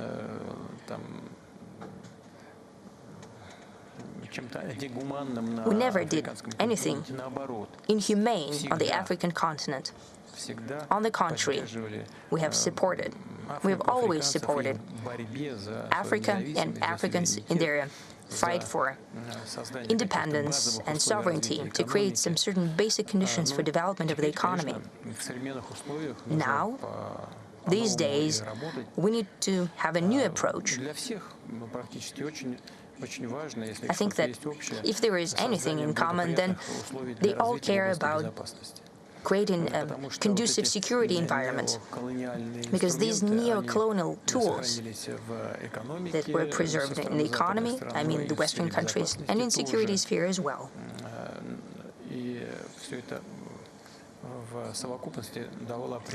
And together, that gave a certain advantage and the possibility to use these neo-colonial tools. People got tired of that, especially since there was no great revenue from that. I can only repeat myself that during our meetings at summits and bilaterally as well, the Africans never ask or beg for anything. They never extend a demanding hand. They're developing very fast, and they know that they have resources and capacities. They're asking for only one thing: to build a natural and mutually beneficial cooperation. That's what we want as well. We cannot do that at the government level as it was being done in the Soviet Union. What we're trying to do is to create conditions for the work of our leading companies, especially since the investment potential of our companies is very high. It is indeed very high. We can possibly invest hundreds of millions of dollars. This is not an exaggeration. For example, in Egypt, we're building a nuclear power plant, and we're investing almost $20 billion. Just some figures for you. And in other countries and in other spheres, we're also prepared to do the same. It is very hard to work in the sphere of economy if there are no conditions to ensure security. Well, let's take the Sahel region. Still, this is a zone which has been ravaged by terrorist or semi-terrorist groups and gangs. Some countries are suffering from political instability, so almost everyone turns to us, asking us to give them a helping hand in this field. And of course, we act within the framework of the international law. We're trying to help them. We're not trying to expel anyone from there. Some Europeans are taking offense as they say that we're trying to expel them. Well, they've got nothing to do with us, and we've got nothing to do with that. They are simply fed up with them. They want them gone, and this vacuum appears, and we're trying to come in, trying to act as cautiously and as efficiently as possible to address the task at hand. Indeed, a lot needs to be done, first and foremost in economy, and we're trying to work this path. Now, as far as this ministerial meeting is concerned, the one that is starting the day after tomorrow, it's meant to create a conducive environment for that. We're also helping to train personnel, both in military and in civil, at our universities, because future professionals for the military, for these countries are being prepared. The same goes for law enforcement agencies. We're going to pursue every path and every avenue in culture, because there is a great deal of interest in Russia, in the interest of African nations, and I think this interest is reciprocal. We're going to do everything in our power, doing that, working in a systemic fashion. Let's move over there. Yes, please give the mic to whomever you take liking to. Yes, please. Great. I'm happy to be the second woman raising the question to you, Mr. President. I'm Han Hua from Beijing Club for International Dialogue. If we make this assumption, if we go back to 2 years ago, probably February 2022, what would you say to Chinese leader about the Taiwan issue at that time? And if we go look forward to another quarter from now, 25 years, say 2049, what, in your mind, a multipolar world will look like? And isn't a major force of this pushing to the multipolar world should be a unified country? Thank you. Well, let me start with the last question you have asked. I want a well-balanced world, and in this nascent multipolar system, I would like the interests of all international stakeholders to be taken into account as best as possible. And there needs to be a mechanism established to search for compromise. And I'm hopeful that we will have been able to build such a system. At least this is something we have to aspire to. As for who wants that, if there are some forces that seek to achieve that, of course there are forces like that. I refer first and foremost to the BRICS participants. We've just spoken about that, and this is the subject that we broached at the Kazan summit. I'm sorry, I think that's quite a big deal already, because it's your country, it's the People's Republic of China, it's India, it's South Africa, Brazil, biggest country of Latin America. It's also Russia, which your humble servant here represents. And the Russian people as a whole, I assure you, wants that. We want peace in the world. We want an environment which is conducive to everyone's prosperity across the international community. So there's no way for me to forecast what the world is going to look like, but this is something we need to aspire to. Yes, please. Please stand up. Yes, over to you. Mr. President, thank you for your in-depth analysis, for your responses to the questions we've posed. You said that sometimes it's difficult to talk about means and military means. My question is about that. Yes, please speak into the mic. My question is precisely about that. Russia has traditionally criticized the use of military force for resolving difficult international situations, but in 2022, Russia resorted to using force. You make a convincing argument why this was necessary, and your explanation is very convincing as to why Russia was in the right to use force back then. But, you know, if you cite some right and you use it, it's impossible to deny others the right to do the same. So my question is about the Middle East.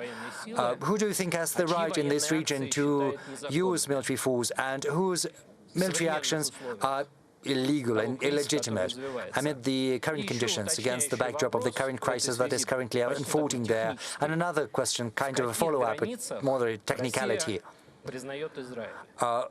What are the borders within which Russia recognizes Israel? Because, you know, when someone appeals to self-defense, citing this right, the question of borders begs itself. This is not a difficult question, even though the situation is very complex. I'll try to formulate my response to your question in two parts. Russia believes it important for all the decisions of the UN General Assembly, UN Security Council on Israel and Palestine have to be respected and implemented. This is not a short-term policy.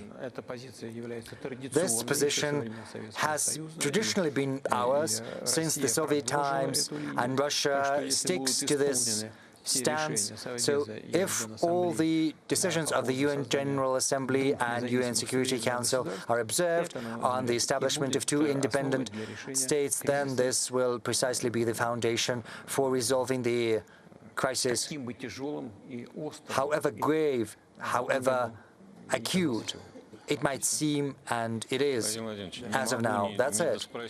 Mr. President, I can't help asking you about the borders. And what about the Ukrainian borders? What are the borders within which we recognize Ukraine? You know, we've always recognized Ukraine's borders based on our agreements after the collapse of the Soviet Union. But I would like to draw your attention to the fact that Ukraine's declaration on independence, which was supported by Russia, states that Ukraine is a neutral state.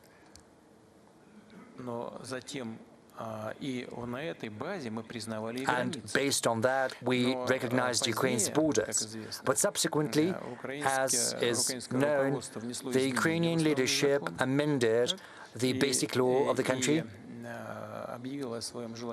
declaring its intention to accede to NATO. And this is not what we had agreed upon. That's the first thing. Secondly, we have never supported any kind of coup d'etat wherever they take place, nor do we support the coup d'etat that transpired in Ukraine. We understand and support people who disagreed with that coup d'etat, and we recognize their right to defend their interests. On multiple occasions, I have had a discussion with the UN Secretary General, and it's an open secret. I do not think he'll take an issue with me. He supports those who say that we have violated the norms and principles of the international law as well as the UN Charter, that we were the ones to initiate the hostilities in Ukraine. I said that in the past, but I'll take this opportunity to reiterate the rationale behind our actions once again. Just look here. In compliance with Article 1 of the UN Charter, every nation has the right to self-determination, as far as I remember. Then those who live in the Crimea and in the southeast of Ukraine who disagreed with the coup d'etat because it was an illegal anti-constitutional act, they had the right to self-determination. Is that the case? Yes, it is. The ICJ made a ruling with regard to Kosovo, analyzing the situation around Kosovo, saying and stipulating that if a territory declares an independence, then it is under no obligation to ask for the authorization from the central authorities of the country which this territory is to be part of when independence has been declared. Is that the case? Yes, it is, because that is the ruling passed by the International Court of Justice of the United Nations.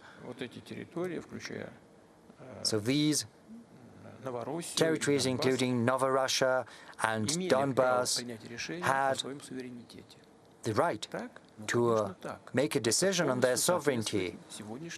This is absolutely in line with international law and the UN Charter.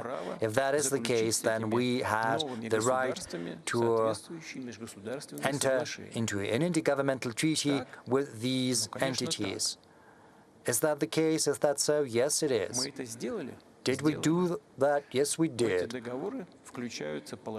These treaties included articles on mutual aid. We ratified these treaties, and then these newly established states asked us for assistance under the treaties we had entered into and we had ratified. We were under obligation to help them. We tried to put an end to the hostilities that the Kiev authorities had unleashed back in 2014. They did not start any kind of aggression or intervention. What we're trying to do is put an end to this aggression. The UNSG listened to all of that. He was nodding in silence, and he said, "Yes, all right, but still you're the one who attacked." And I'm not joking. This is almost exactly what he said. But there is no rational answer to that. There is a chain of logical reasoning. Where is the error? what is wrong that I said? When did we violate the international law on the UN Charter? There's no error or violation. And if that is the case, then Ukraine's border should be in line with the sovereign decisions made by the people who live in those territories that we call our historical territories, so it depends on the dynamics of the current events. Mr. President, if we get back to the first link in your chain of reasoning, do we understand if there is neutrality, then we could talk about borders? If there is no neutrality, then it's difficult to imagine any kind of good neighborly relations between Russia and Ukraine. Why is that? Because that would mean that Ukraine would be constantly used as a tool in someone else's hands, to the detriment of Russia's interests. So basically, the basic conditions for normalizing relations would not be there, and the situation could take an unpredictable turn. We would very much like to avoid that. Quite the contrary. What we want is building an environment for durable settlement. We want Ukraine to be a truly independent sovereign state rather than being a tool in the hands of some third nations used by them to further their own interests. Let's have a look at what's currently happening at the line of contact. Or in the Kursk region.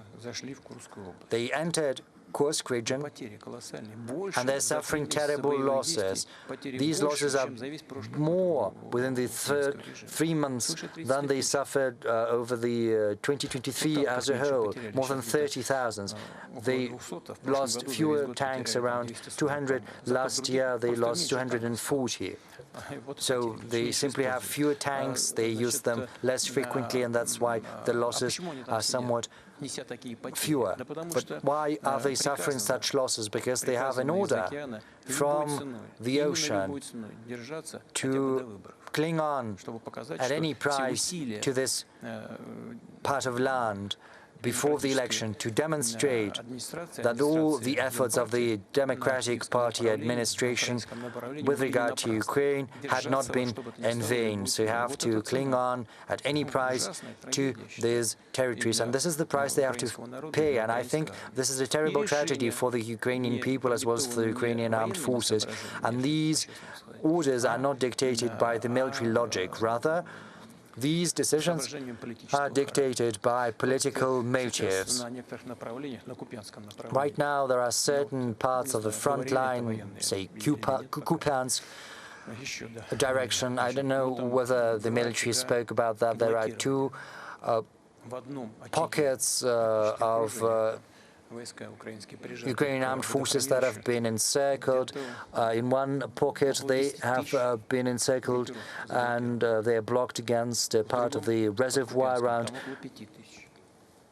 5,000 people, and another around the same.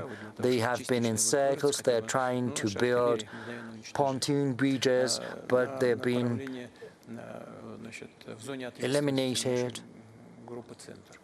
As far as the other part of the front line is concerned, where the center group of armed forces is acting, there are two pockets in encirclement, and soon there's going to be a third one. The military, the Ukrainian military, see all of that, but the decisions are made at a political level,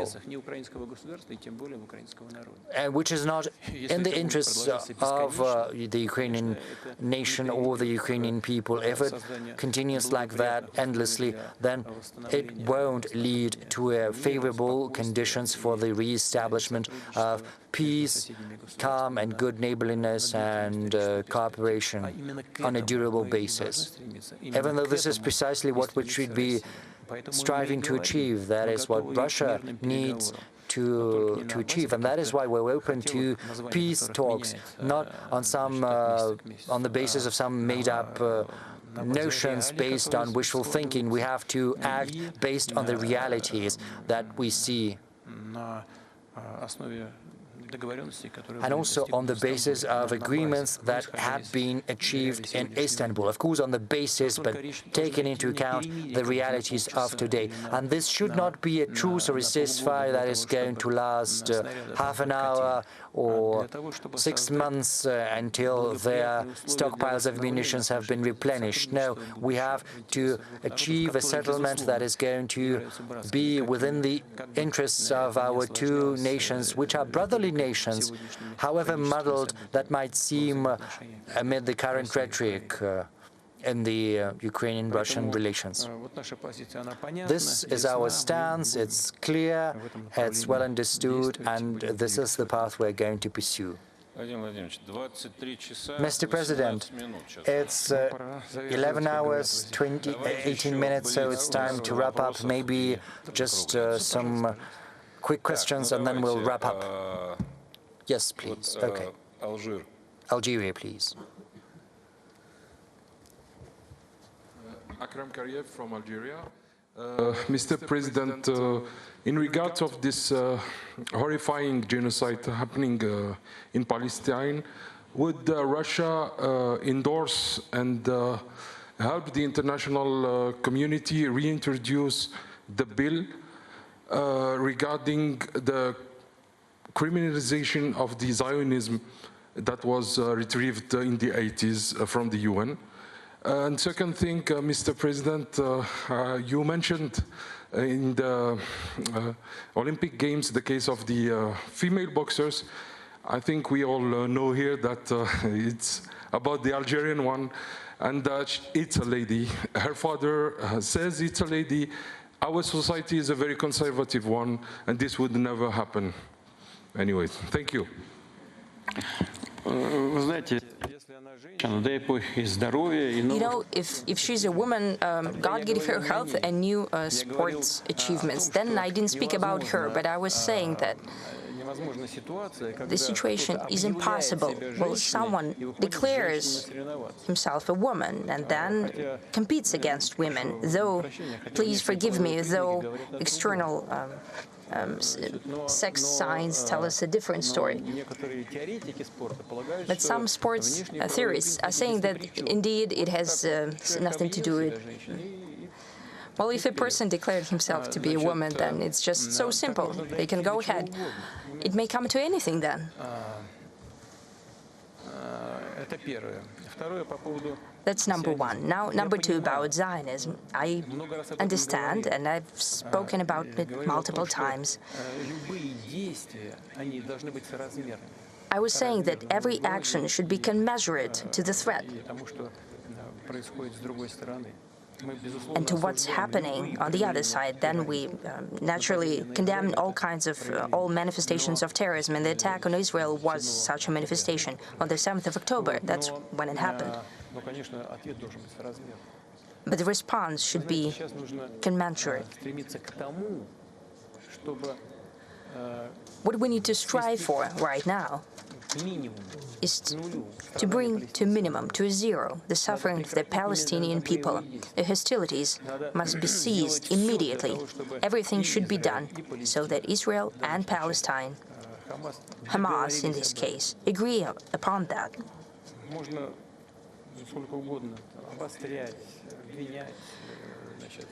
You can pick a fight, you can condemn, you can lay blame.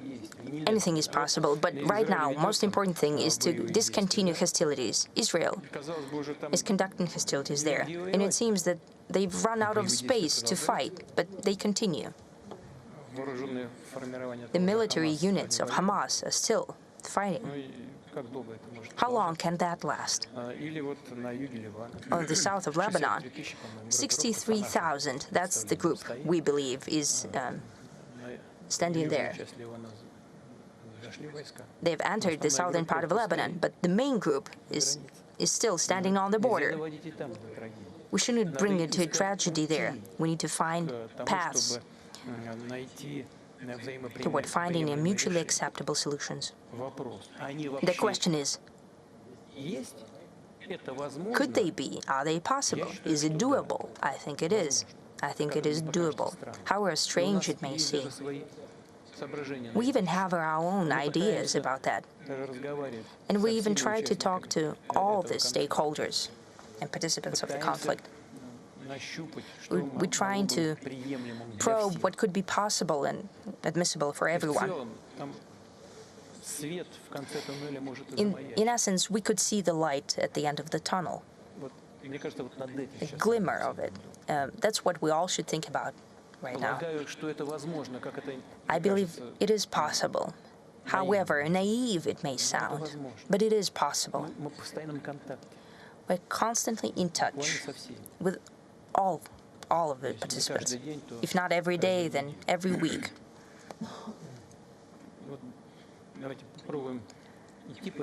Let's try to walk down this path. I'm very afraid to jinx it and to disrupt one of the efforts that we're making. We're not alone in it. With some of our partners, so to speak, we're also in touch on this matter.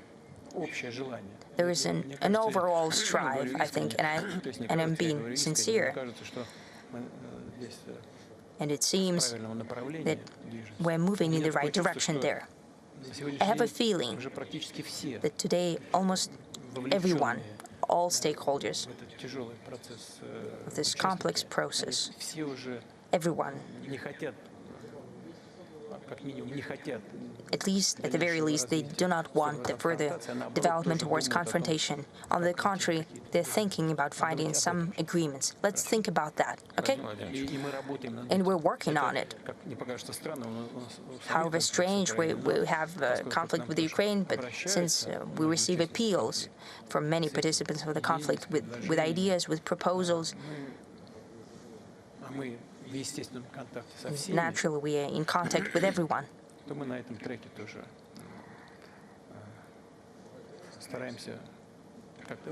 We also try to make our input to be very precise and careful about that. You used to have very good personal relations with President Netanyahu. Are they still intact? I try not to ruin anything, only to improve everything. But the current conditions are very peculiar. Needless to say, they have an impact on everything, including on our relations. I used to have good relations with Macron as well. I used to talk to Scholz as well, but at some time they thought that it's unnecessary. But well, I had good, normal relations with Trump as well. I don't know whether he wants to talk or not. I was in good relations with Biden. We've met with him in Switzerland, and when he spoke on the phone, we joked and laughed.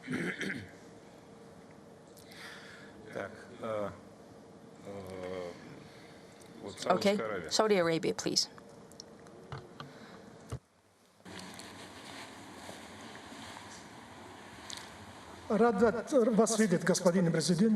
I'm happy to see you, Mr. President. It is mutual. Your speech in this audience brings along the memories of your Munich conference speech in 2007. Indeed, the world order stopped being unipolar. We now have three great powers, the US, Russia and China. It seems that these countries will compete against each other. A hot war between them is unlikely, because each of them have weapons of mass destruction.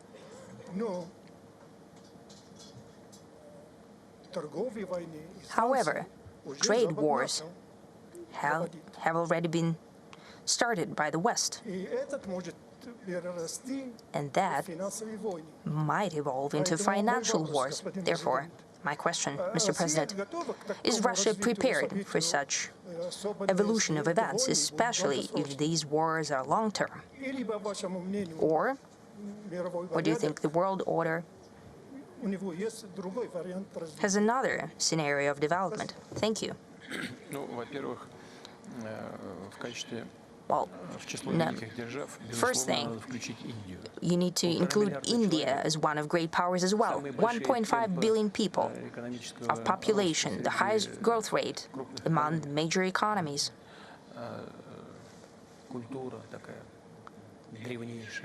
Ancient culture and so on, and the future, good future for growth. There are other fast-developing countries that naturally will be among those states that have great influence on the current policy on global development and on the future of humankind as well. Look what's happening with Indonesia, 300 million. And look at some African countries. Saudi Arabia is also playing a very big role in global energy. This single point is quite enough. One movement, one word of the Crown Prince is enough to have an impact on global energy markets. Tremendous influence. Now, as for those countries that you have mentioned, you spoke about rivalry between them. You know, healthy competition is always good. It never was detrimental to anyone. I'm not giving an ironic comment here. It brings to life the internal forces of each country. It helps propel its development. Monopoly is bad. But over the pond they say that there is just one good case of monopoly, when monopoly is good, when its own monopoly. But it's a joke, because that's also bad. It undermines the core, the internal energy of growth for those who have the control over the monopoly. So there is nothing bad here. The thing is that this natural competition should not evolve into an aggression of one country against another. Most importantly, the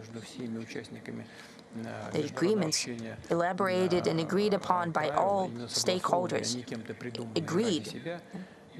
the rules that they have agreed upon, not that someone invented. These rules must be observed so that these limitations and sanctions that we're calling illegitimate, that are not used and applied as a tool for competition. Why am I calling them illegitimate? Because they run counter to international norms. For example, WTO. That's why they're illegitimate. That is an apparent thing.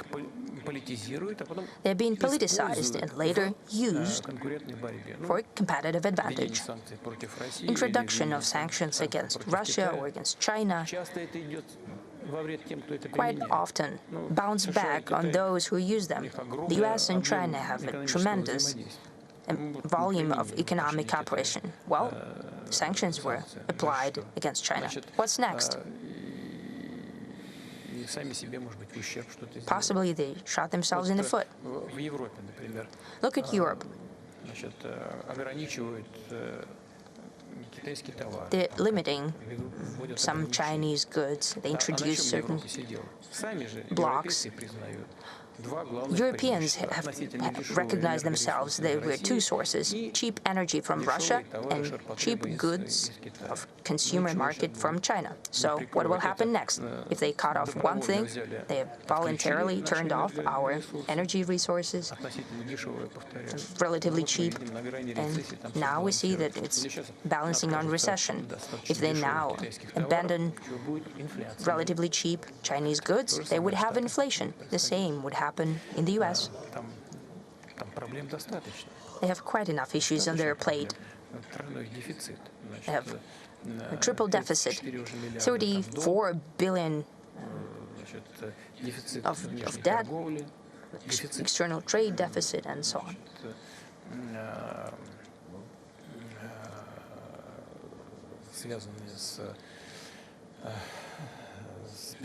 They have budget deficit, I think it stands at about 6%. We, with all limitations they try to introduce, our deficit stands at less than 2%, and they have 6%. They undermine their own development and their institutions for development. Therefore, healthy competition, yes, it's only natural and possible. Using illegal tools for competitive advantage is bad, and it will be to the detriment of those who use it.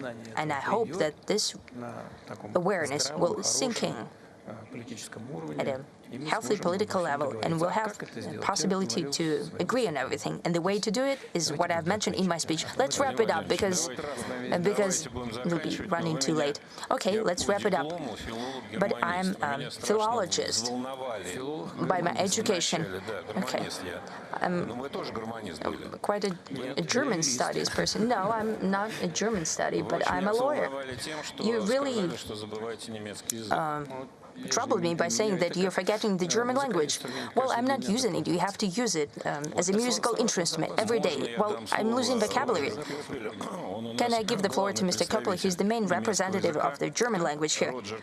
Roger Köppel from Switzerland, please. Please, but this is Swiss German. Thank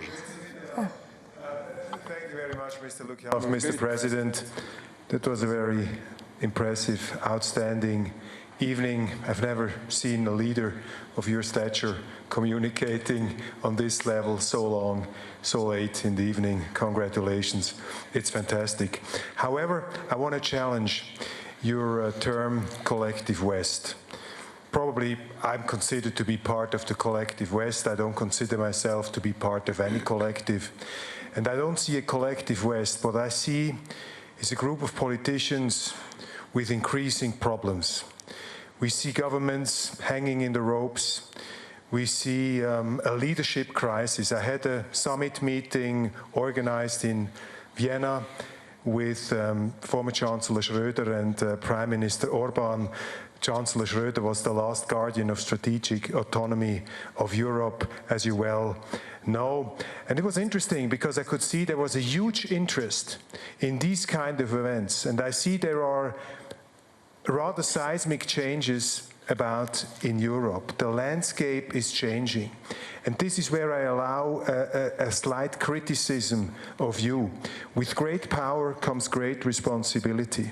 And I think you're neglecting the communication to the wider public in Western Europe, in older Europe, in the German-speaking part of Europe, because you as a person, as a president, as a politician, with your country, you're an extremely important topic in politics.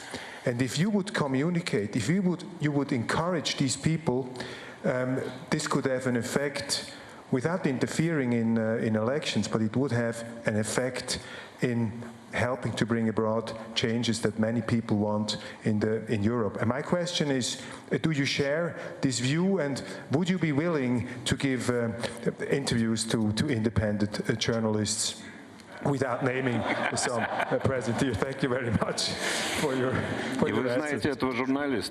You know this journalist.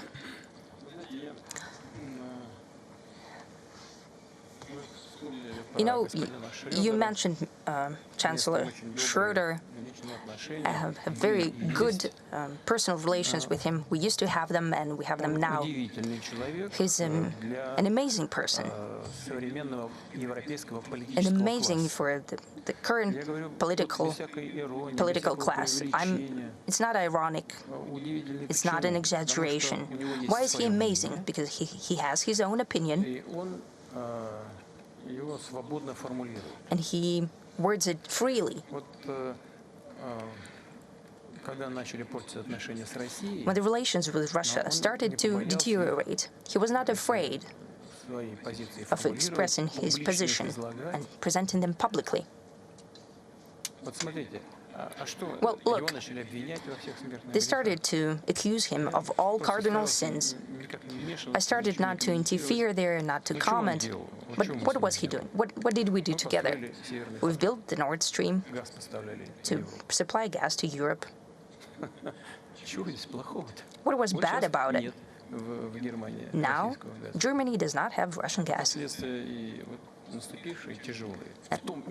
The heavy consequences of that, not only due to that factor, but also due to that, is what...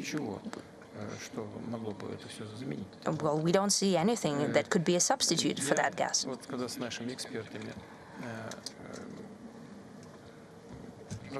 When I speak to my experts, well, it's not what I'm saying. I'm just repeating the words of the experts.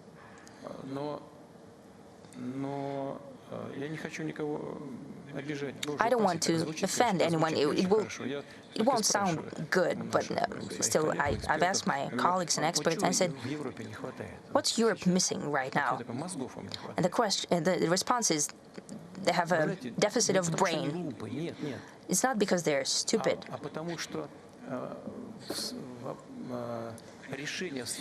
It's because the decisions in economic sphere are made by politicians who have nothing to do with economy. The decisions are politicized, badly calculated, that have no real ground for it. The same applies to the green agenda. Yes, it's a noble cause, naturally. Are we concerned by that? Yes. Are we afraid? Yes. But should everyone be scared into pushing through the solutions that cannot be implemented? That's not fair. For the voters, yes, green agenda is great. Yes, there should be new tools and technologies, indeed, but can you survive? Can such an economy as German, can it survive purely on green energy? No, it will be shrinking. Or you have to go back to the coal power generation, as it happens in many European countries, including Germany. So they have scared people, they've scared the public opinion. They got rid of nuclear power generation. Later, they got rid of coal power generation. They don't need gas. No, they still need gas, so they started to supply it through different channels. So Chancellor Schröder was doing what was needed and not to serve Russia's interests. He did not create any conditions for us to make profit. What he was doing to serve the interests of the German people. He was fighting to ensure the best terms possible for the supply of gas, for the building of the infrastructure, and judging by what is happening in the German economy after these opportunities have been lost. He was very good at his job. What we can see, so it's no longer there.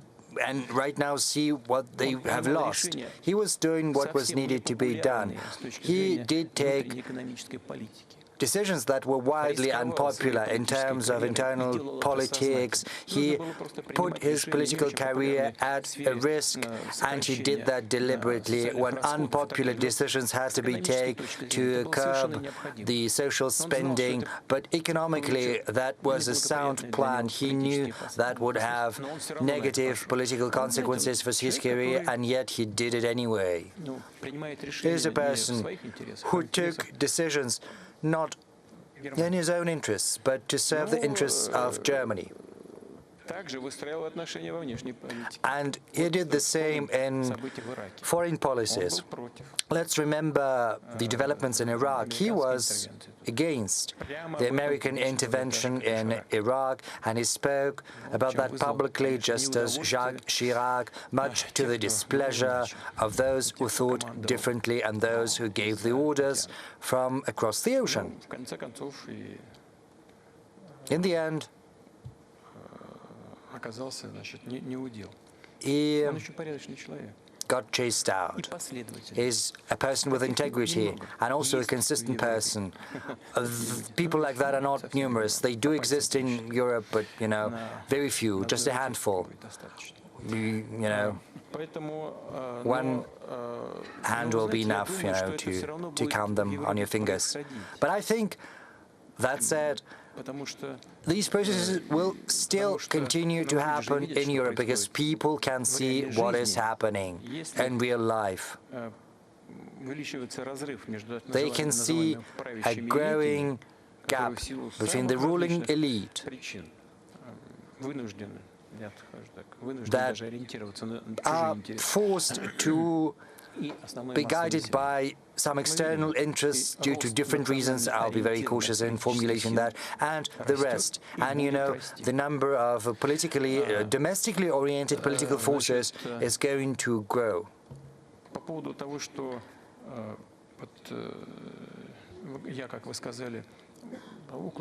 You said that I'm avoiding communicating with the wider public. Well, I do not think it is proper for me to address directly the citizens of those countries whose leadership basically anathemizes us, unwilling to listen to any arguments we have to offer. Yes, we can work, and, you know, we've got the media, but they are being hounded despite the proclaimed freedom of speech. You know, our media are prevented from doing their work both in Europe and the US. Enormous difficulties are being created to hamper their work. Ask them and they will tell you. We have just one thing we can count upon, that is Russia today, because we do not have as ramified a system as the Anglo-Saxon world can boast of, but they're even afraid of Russia today. But I'm open as circumstances allow. You know, I met with Tucker Carlson from time to time. I've got contacts with journalists, Western journalists included, so well, go ahead. Well, talking directly, you know, it often leads to an unhealthy reaction. There's this stream of consciousness as well.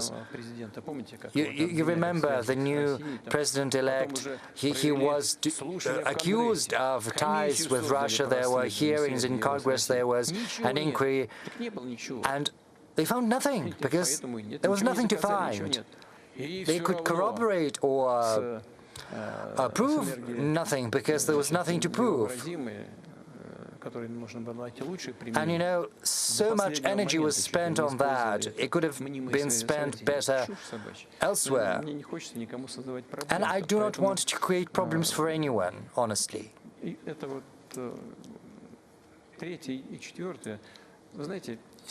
So third and fourth, I can tell you that all internal political processes have to stay inside respective countries, and these nationally oriented political forces will continue to grow, not because I say anything to those like-minded people we've got both in Europe and the US.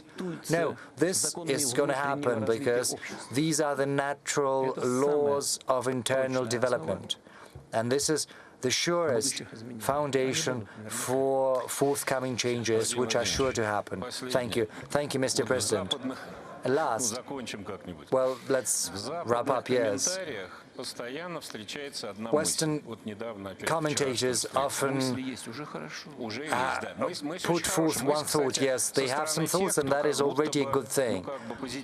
So it's a thought from those who are more positively minded. They say, okay, it's impossible to agree on anything with Putin, but Putin is going to leave at a certain point in time, and then they will have to come to an agreement with Russia and reintegrate it, because Russia is going to get back on the previous path. Well, I can tell you that Russia is following a path of its own, and I hope that it'll continue along the path of pursuing its national interests. Of course, Russia has to be reintegrated. This is something we've never refused to do.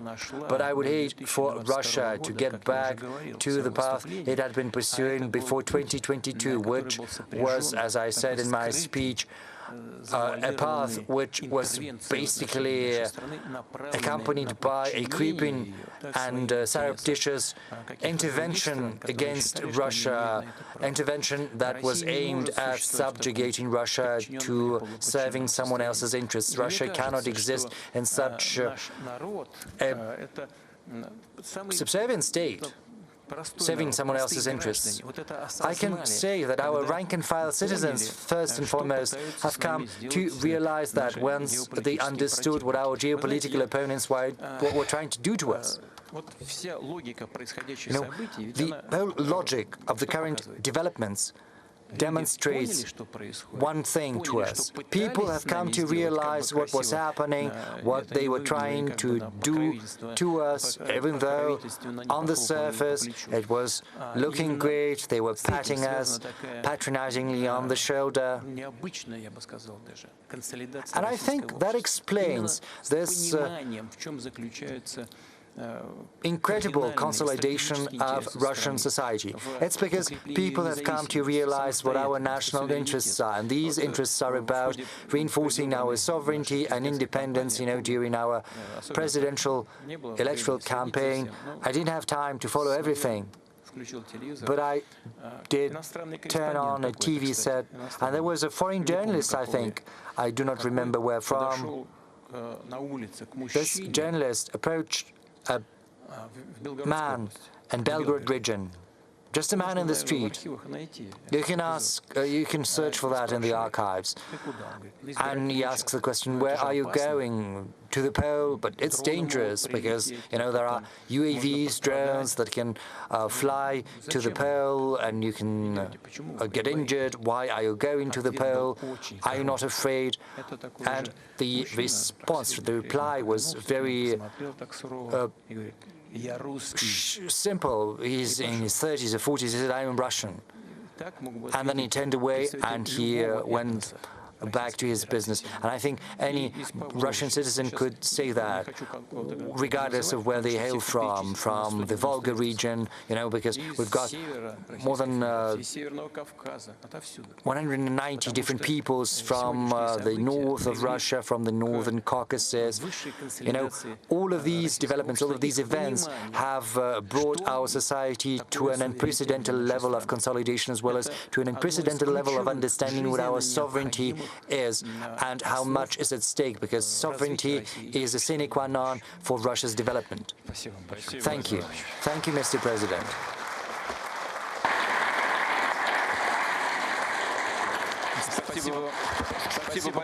Thank you. Thanks a lot.